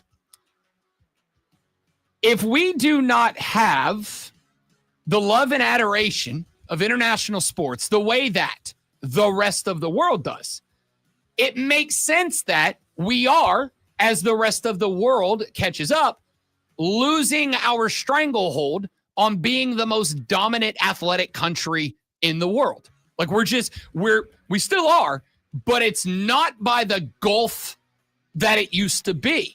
Like the world's catching us. They're catching us in basketball. They've caught us and surpassed us in most other sports. Certainly they have, obviously, in golf. Is that something that can be changed? I don't think it is, because I think we have spent so many years and years and years creating this culture where championships are the only thing that matters. Not the love of the game, not the passion for the game, not the love of the sport. It's only about winning. Whereas the rest of the world has a love of the sport. The guys in Europe came for the love of the game of golf and then elevated that to prove it, we want the Ryder Cup. We don't love it. And therefore the guys that are used to going out there and trying to win individual tournaments don't have a team mindset to go win the Ryder Cup, which is why Europe's won 11 of 15. And I think we're going to start seeing that expand into the Olympics. When our medal count, other countries are going to start chipping away. There will be an Olympics very soon where we are not on the top 3 in the medal count because of that mentality. And I don't know that it can be changed. I don't know if any of you care or want to. Back after this, more football on the Rob Brown Show in the Fan Upstate. The Rich Eisen Show, today at noon. All right, Tiger Truther, I have texted him, and I have his response. This was to a question earlier in the show about Dallas tying last night. And if Cole is okay, the fan of Dallas is okay with the tie. For tonight, a chance for showers and thunderstorms, cloudy, low near 65. Since I don't know if we're going to talk about this on the air, I will give you the answer. No, never. Might as well not even play the game. Absolutely pointless. And now, the Daily Sorry, quote, unquote. Powered by Ingles. Low prices, love the savings. Today, the ACC brass gathers in Charlotte for a meeting that could shape the league's future football Probably a slate. mistake, One Cole, thing's but already no, decided. I Every was school asked to will play redate 10 something. Power 4 opponents each year. The debate But is never how to have get there. listened to On it. one side is the familiar sure I'll 8+2 model, 8 ACC games plus 2 non-league power matchups. That setup gives schools It's like like Clemson, 2, Florida 4, State, Georgia 6, Tech, Right there, dude. 12, to protect long-standing only rivalries. 15.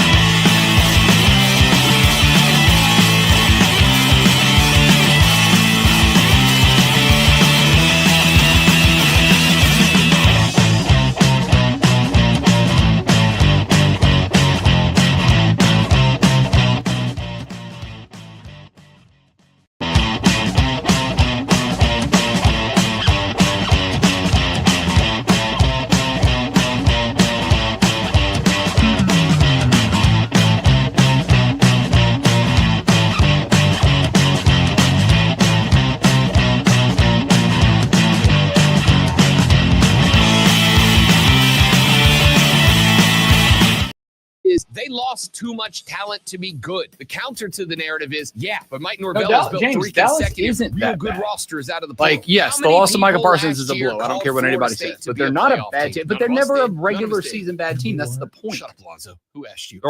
They always blow it in the post. News. Hit play. The Rob Brown Show. Now morning 6 to 10 on The Fan. The Fan Upstate. Listen on the Odyssey app. Search The Fan Upstate.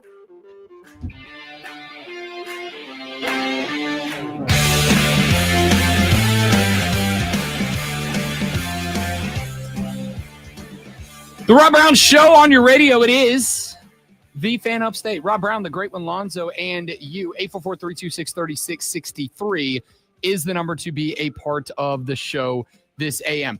The MLB postseason bracket is set and filled in. We talked a little bit about it earlier this morning. The bracket fills out this way. Over in the American League, the 1 seed belongs to the Toronto Blue Jays, a team that has, over the past couple of years, continued to get closer and closer and closer, just unable to get the job done. This year, they finally get the job done. They claim the AL East and the 1 seed. The ALCS runs through Toronto. The Seattle Mariners out of the AL West claimed the division about a week and a half ago. They claimed the 2 seed officially over the weekend. The Guardians of Cleveland end up winning the AL Central. They were 15 and a half games back of the Detroit Tigers a month and a half ago. They storm and get some help because Detroit lost like 12 out of 14 down the stretch. It bumped Detroit down to the 6th seed. They will get Cleveland in the wild card round. 3 games on the road at Seatown. The winner of that takes on Seattle in round number 2. The divisional round. The Yankees could not catch the Blue Jays, and with a record behind the Guardians, they will take the 4 seed out of the AL East. The 5 seed belongs to the Boston Red Sox. The Red Sox will travel to New York. The AL East rivalry renewed once again in the wild card round. Over in the National League, the Brew Crew, the best record in baseball, get the number 1 overall seed. The Phillies, by way of being NL East champions, get the 2 seed. The Reds and Dodgers. The Dodgers win the NL West. They claim the 3 seed. They will get the lowest seeded wild card. That is the Cincinnati Reds, who did lose yesterday. It was a win and in, or win and a Mets, or loss and a Mets loss would get them in. The Mets have one of the most spectacular implosions ever and missed the playoffs. The Reds earn the 6th seed. They get the Dodgers. The winners travel to Philly in the divisional round. The Padres and the Cubs are the 4-5 matchup. The Cubs have the higher seed. They will host San Diego in the 3-game set in Chicago. The winner of that will take on the Brewers. So there's your bracket, but there is another discussion that I wanted to have, and that is about the Major League Baseball MVP award. Now, I do not particularly care all that much about Cal Raleigh versus Aaron Judge as an individual race. My vote is for Cal Raleigh, the catcher for the Seattle Mariners. The man played baseball at an all-star level. The man hit 60 home runs. The guy was able to do things that very few other catchers, actually in some cases, no other catchers, have been able to do. And on top of that, a Seattle Mariners team that over the past couple of years has just gotten close but never quite been able to do it. They did make some trade deadline moves, like going and picking up Robbie Naylor. That was a great pickup because you were able to shield Cal Raleigh in the lineup, much as the Yankees have done in the past couple of years, and going and finding sluggers so that Aaron Judge could not be walked intentionally 10,000 times a season. They put some other sluggers on the team so that in clutch spots, you had to pitch to Cal Raleigh, and Cal Raleigh could hit a bunch of big dongs. Well, I think Cal Raleigh should be the AL MVP. It looks like Aaron Judge is going to win it. Now, I want to play you 2 clips, both featuring Jeff Passan. And I like Jeff Passan a lot as a baseball guy. I liked him already. Jeff Passan during the All-Star game was spectacular because it turns out Jeff Passan is a lot more bro than I ever gave him credit for. Passan's one of those guys that, while you should not judge a book by its metaphorical cover, I've always looked at Passan and been like, you're the reason that people make fun of baseball nerds. Turns out he's kind of a bro. Like, he was getting into it with fans and bleep talking and whatnot. It was great. Anyway, Passan was on with Dan Patrick the other day, and they were talking about the AL MVP, and they had this discussion. I said a couple of weeks ago, if Cal Raleigh hit 60 and they won the division, that he was going to win the MVP. Being a catcher and a better than average catcher, you win that division and you're hitting 60 home runs. Well, check. Is he going to win the MVP? I don't know. I let's put it this way. I'm glad that I'm not voting for MVP this year because there's such great cases to be made for both Cal Raleigh and for Aaron Judge. And let me turn this on you since you are in the clear pro Raleigh camp.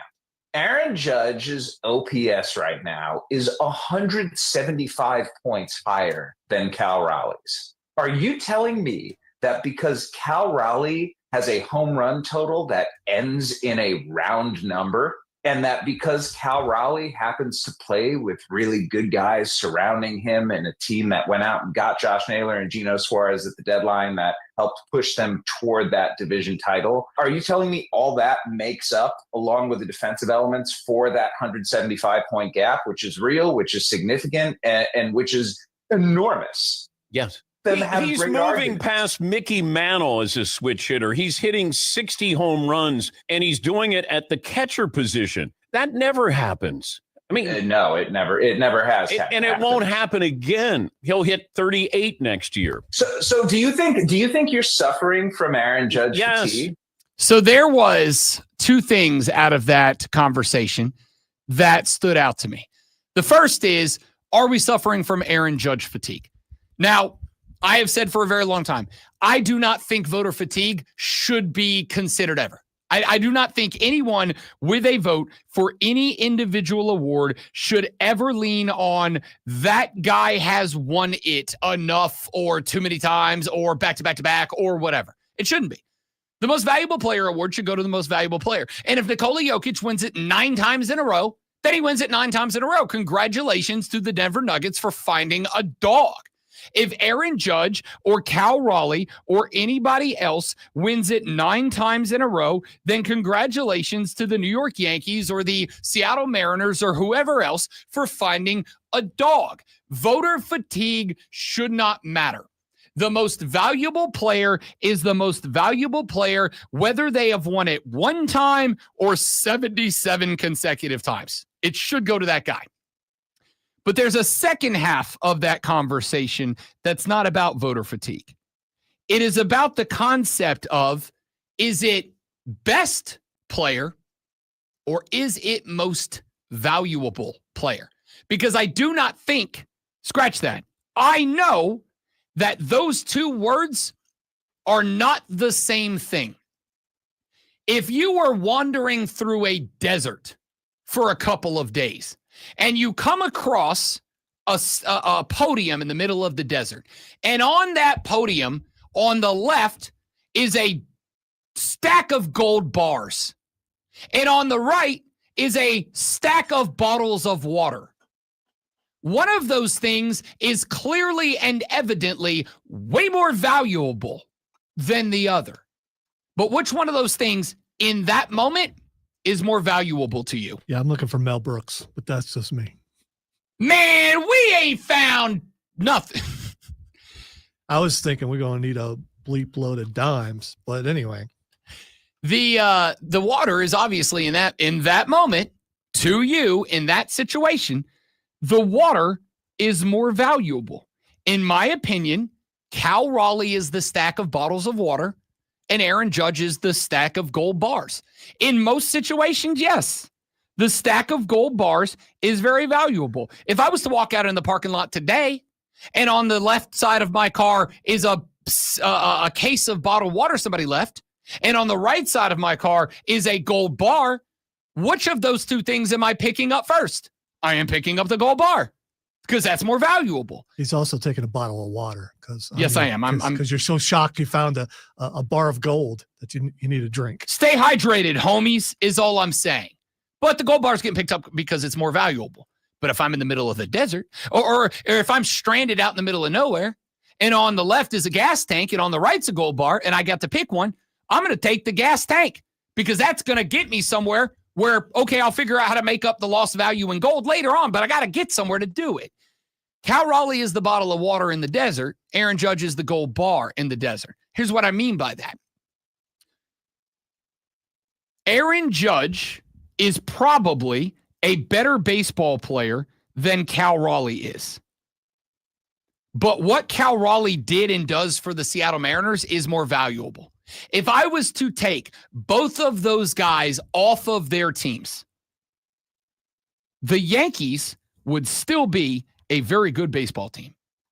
They would, I would think, probably still be a playoff team. I think it is very possible that if I took the Yankees, yeah, they might drop from the 4 seed down to the 6 seed. Maybe they're the last team in. Maybe they just barely get bumped out. But without Aaron Judge, I still think they're a playoff team. Without Cal Raleigh, Seattle's not a playoff team. New York might drop from the 4 to the 6 seed, maybe 4 to out. Seattle would drop from 2 to out, even with the moves they made. I think we have lost the plot on what the definition of the word valuable is. If we want to have another award for who is the best player, then great, have a best player award. But that's not what MVP is. It is not the MVP, the most bestest player. It's most valuable. And what Cal Raleigh did for the Mariners this year was infinitely more valuable than what Aaron Judge did for the Yankees this year. He was very valuable, but without him, they would have still been a very good team. I don't think Seattle's anywhere without him.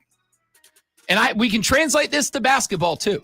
It is not just that there are better players who put up better numbers than Nikola Jokic. It's, what are the Nuggets without Nikola Jokic? We had a Nuggets guy on Bet for the Cycle a number of months ago, and we were having this conversation then. And he said, if you take Nikola Jokic off this team, they're a 20-win basketball team. What are they with them? A playoff team. A playoff team that was a threat. Without him, 20 wins, tops. And I agree with that. If you take Kyle Raleigh off the Mariners, they don't make the playoffs. You leave them on the Mariners, they're the 2 seed. You take Aaron Judge off the Yankees, they're not the 4 seed, but they're probably the 6 seed or they're the first team out. The MVP is most valuable, not best. So even if the numbers are better, what Cal Raleigh did for the Mariners is more value than what Aaron Judge did. I almost said Aaron Rodgers. Aaron Rodgers played good football this weekend. We should talk some NFL. We will when we come back. The Rob Brown Show's on your radio. Rob Alonzo and you, the Fan Upstate. Opinions, analysis, and entertainment all rolled into one sports talk show. This is the Rob Brown Show on the Fan Upstate. I'm Chuck Sanders here. Give me just a second, guys. I got to knock something out real quick. Don't go anywhere, please. Checkers flag.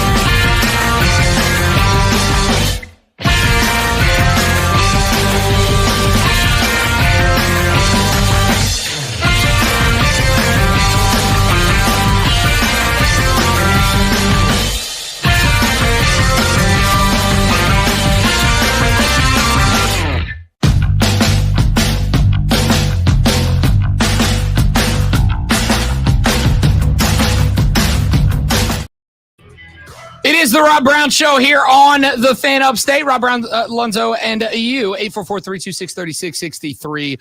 The number. Let's look at the National Football League here for just a minute. 2 Monday night games on tap for this evening. The New York Football Jets will be on the road down in Coral Gables. The Miami Dolphins and New York Jets, both 0-3. One of them will get win number. Well, maybe not. We had a tie last night. We'll see if it happens again, but one of them likely to get win numero uno this evening. I have not seen great one. I looked it up earlier. I have not seen whether Justin Fields is a go tonight or not. It may be a game time decision. We will find out. The Bengals and the Broncos underway this evening at 8:15 p.m. That one's going to be up in the Mile High City. as the Bengals and the Broncos get it. I see a title from ESPN 1 day ago. Jets get Fields back from concussion to face Fins. Good. So, Good. I am, again, like, let's not pretend Justin Sports Fields. Illustrated saying it also. So, yeah, he's playing tonight. Let's not pretend that Justin Fields ain't playing pretty good football for the New York Football Jets, as somebody predicted. All right, let's talk about some of the teams, some of the games that went down yesterday. Steelers 24-21 over the Vikings yesterday. Look, man, Carson Wentz, 350 yards, 2 touchdowns. Like, he is very much, despite the L, in the running for a TMFINR award that we will hand out tomorrow. That being said, this Steelers team is to me, it's very reminiscent of some of the Big Ben teams in that they are going to run the football. That, like, you look at this team and you think that it is one thing, but statistically, it's not. Like Aaron Rodgers, DK Metcalf, Lonzo predicted that this is the reason. I think you picked them to win this division. I did. Also, I keep seeing a video, and I haven't watched the video of Aaron Rodgers hitting the smelling salts and then throwing a long bomb to, I believe, DK Metcalf. Yeah, who was it? There was one last week too, where, gosh, what kicker was it? One of the kickers stepped in to hit like a 55-yarder to either win it or go to OT or something, and dude ran onto the field, absolutely ripping a line of smelling salts, like running towards the field goal spot, and he just threw it on the ground, and the camera zoomed in on the face, and he was just like, ah! It's like, oh, that's going to be good from 80. Oh, you know what I did want to bring up? So yesterday, the outdoor record was set for a field goal. Yeah, yes, it was. 65. Yeah. 65 yards yesterday. I had this question. I was talking about this last night. Joey B and I were texting during the Dallas Green Bay game last night. When, I don't know, it was like the third 50-yard field goal in that game got kicked. And we were talking about the fact that Jason Aubrey for Dallas, who, I mean, what a hell of a story this guy is. Like, he wasn't even in soccer. He was a pro soccer player who transitioned to the NFL after his soccer career was over.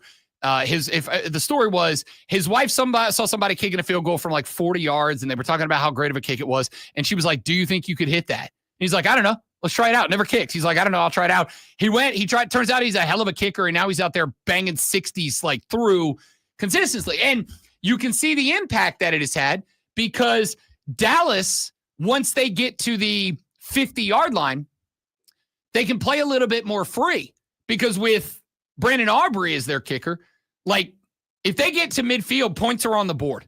Like, 3 points are guaranteed if you can get to the 50. Anything past that is icing, right?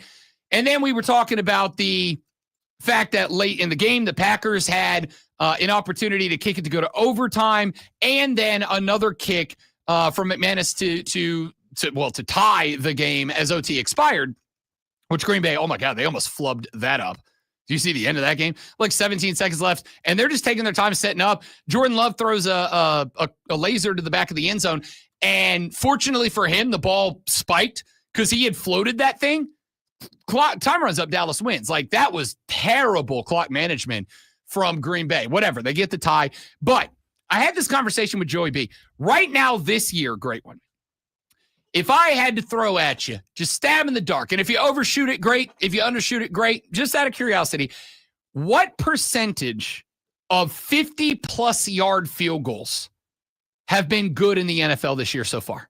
Wow. I know there have been a lot taken. There's also been a lot of teams going for it on fourth down, which would make me think there are less kicks. I'm going to go 68%. You're very close. 75% of 50-yard field goals are good. Now, I used to work with a young man who I have a lot of respect and admiration for, except for the take of, we should get rid of kicking in football.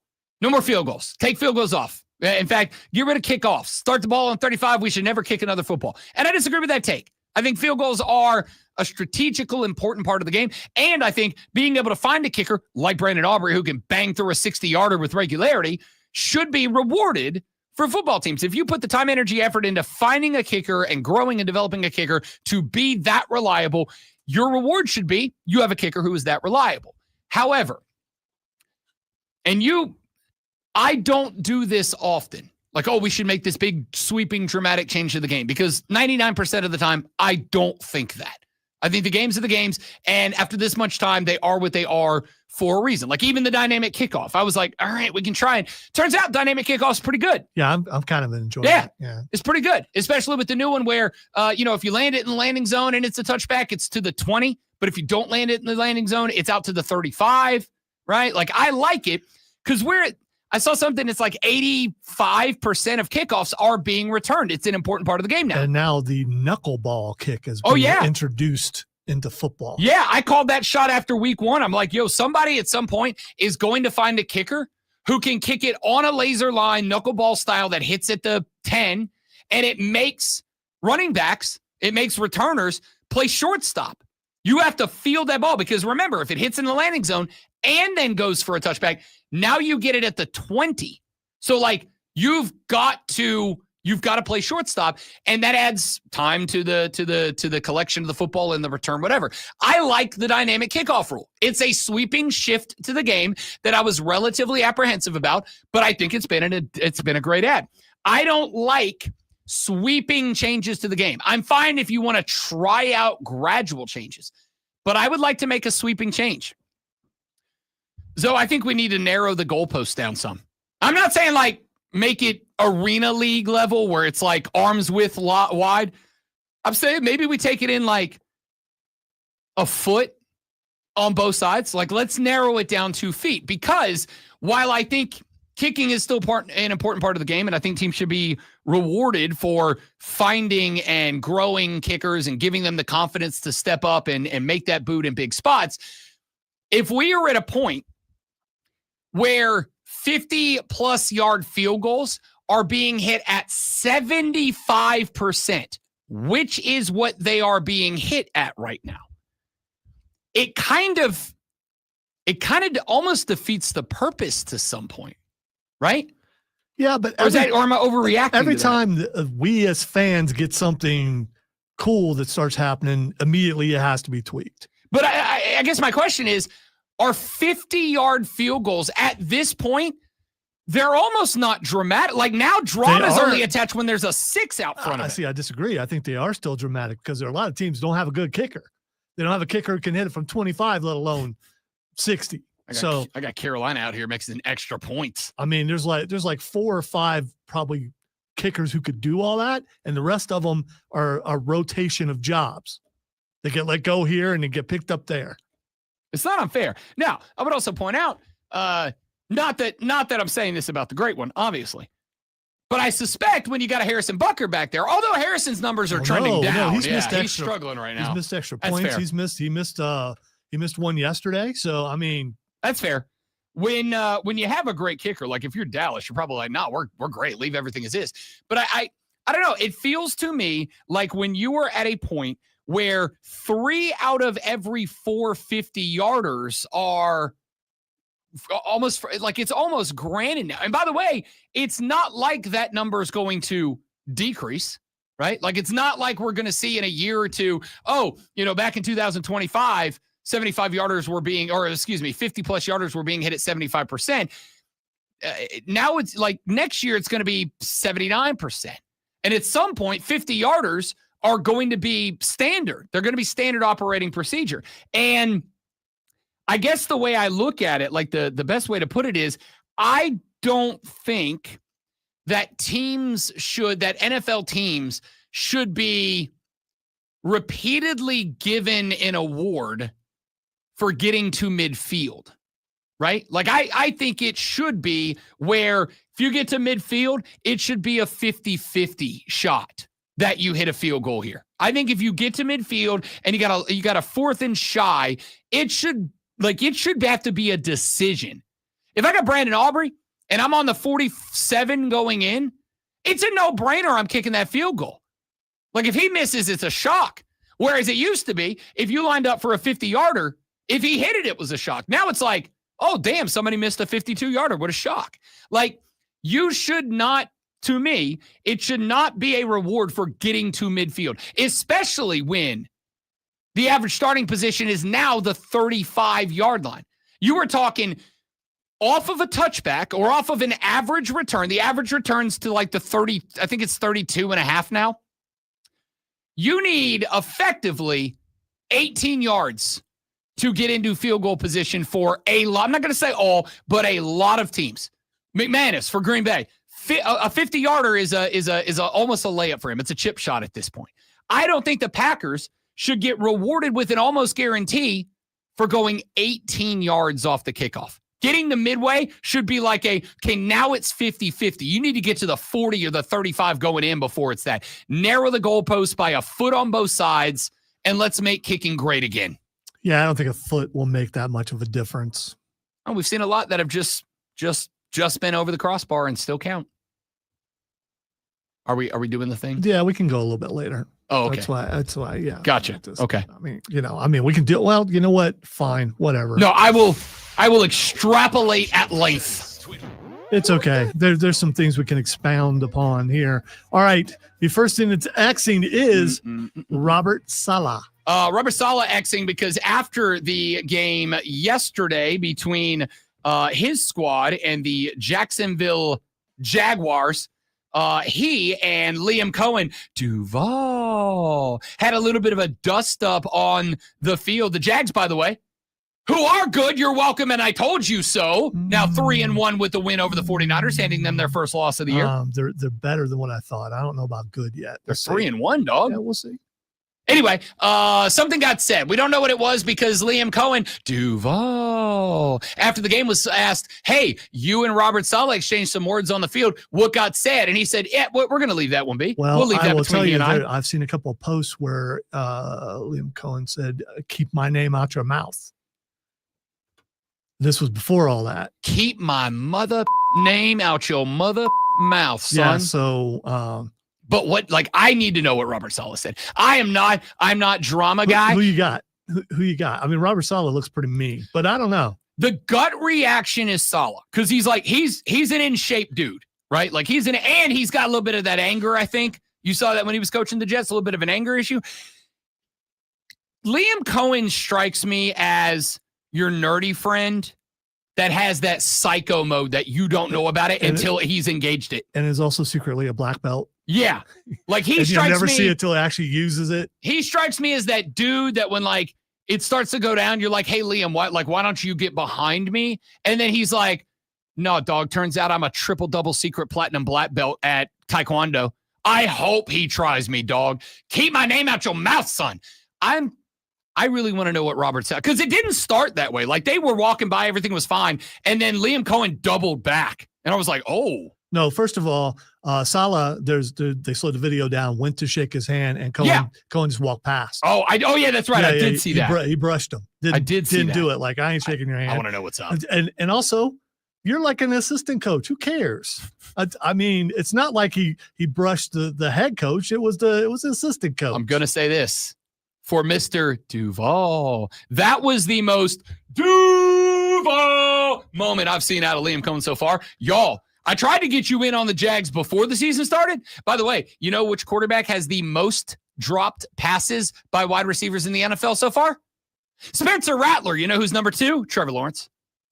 All right. The next thing that's Xing is Braun Strowman. I got nothing. Braun Strowman. Did he show back up? In talks to be the next Jason Voorhees.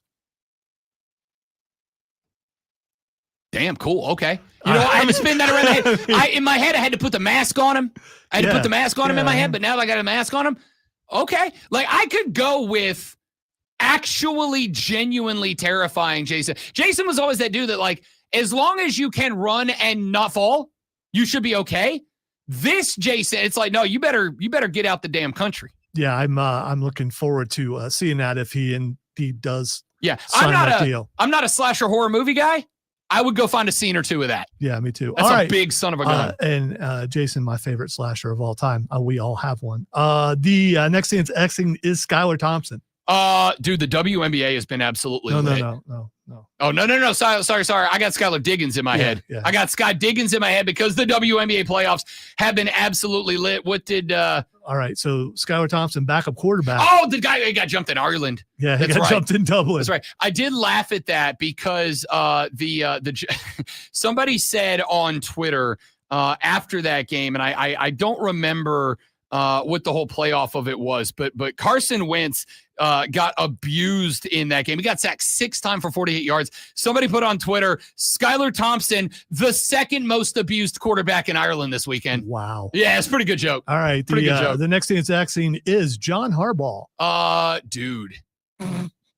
The Ravens are bad at football now. And it's not just you lost to the Chiefs. That's one thing. You got dominated by the Chiefs. More importantly, you have the worst defense in the NFL. Granted, 4 starters are out when that game started, and then you lost either 2 or 3 more in that game, but you have the worst defense in the NFL right now, and the offense just is not clicking. Lamar left with a hamstring injury, assuming it's a hamstring injury. Yeah, I couldn't see it. There's a lot of folks in Baltimore. Not a doctor, so. I checked out the Baltimore subreddit earlier. A lot of folks think John Harbaugh might be the next coach on the hot seat. Could you imagine? Like, I get it. You never know. He's a James Franklin of the NFL. I get it. All right. And finally, the last thing Xing is Dave Canales. Not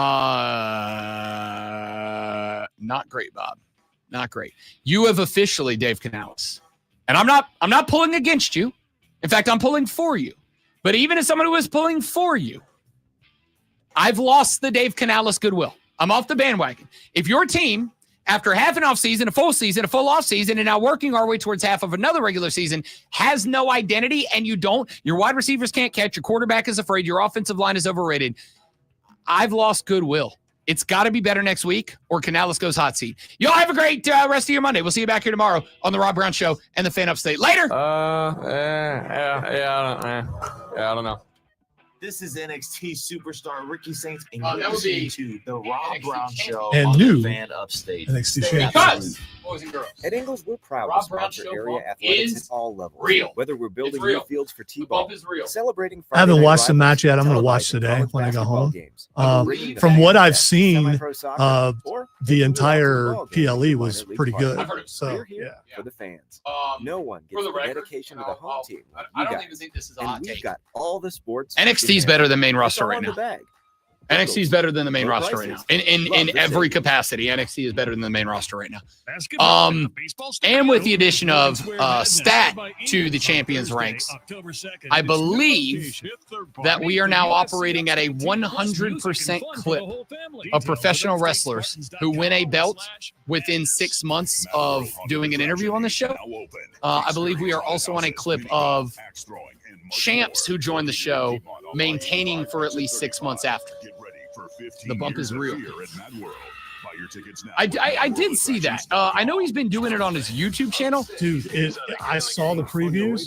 It looks pretty good. So the question I have, is it like Braun Strowman does healthy eats, or is it like you remember Man vs. Food? Man vs. Food still Is it going to be more exists. Man vs. Food? I think it's more like that. Because I'm much more inclined to watch that. Like, I tried for a little while when I was really trying to, like, not just lose weight, but, like, actually be healthy instead of just being skinny fat.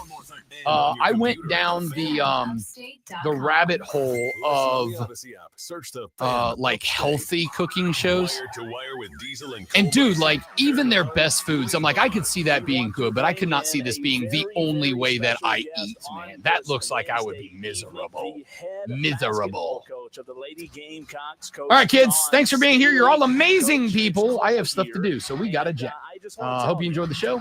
If you didn't, come back tomorrow. We'll try all over again. Tell your friends about us. We'd like to get rich and famous. If you appreciate the show, I hate to be that influencer, but do us a favor. Tell your friends about us on social media, because we are gauged by our social media views, and we're at a good number, but it's plateaued. All right, we've hit a stalling point. We need a bump. We need a Rob Brown Show bump for the Rob Brown Show. So if you enjoy the show, tell your friends about us. Tell them to join us in the morning. Get them on in the chat. Get them invested. Let's have some fun. Y'all have a good day. Goodbye. I think for the first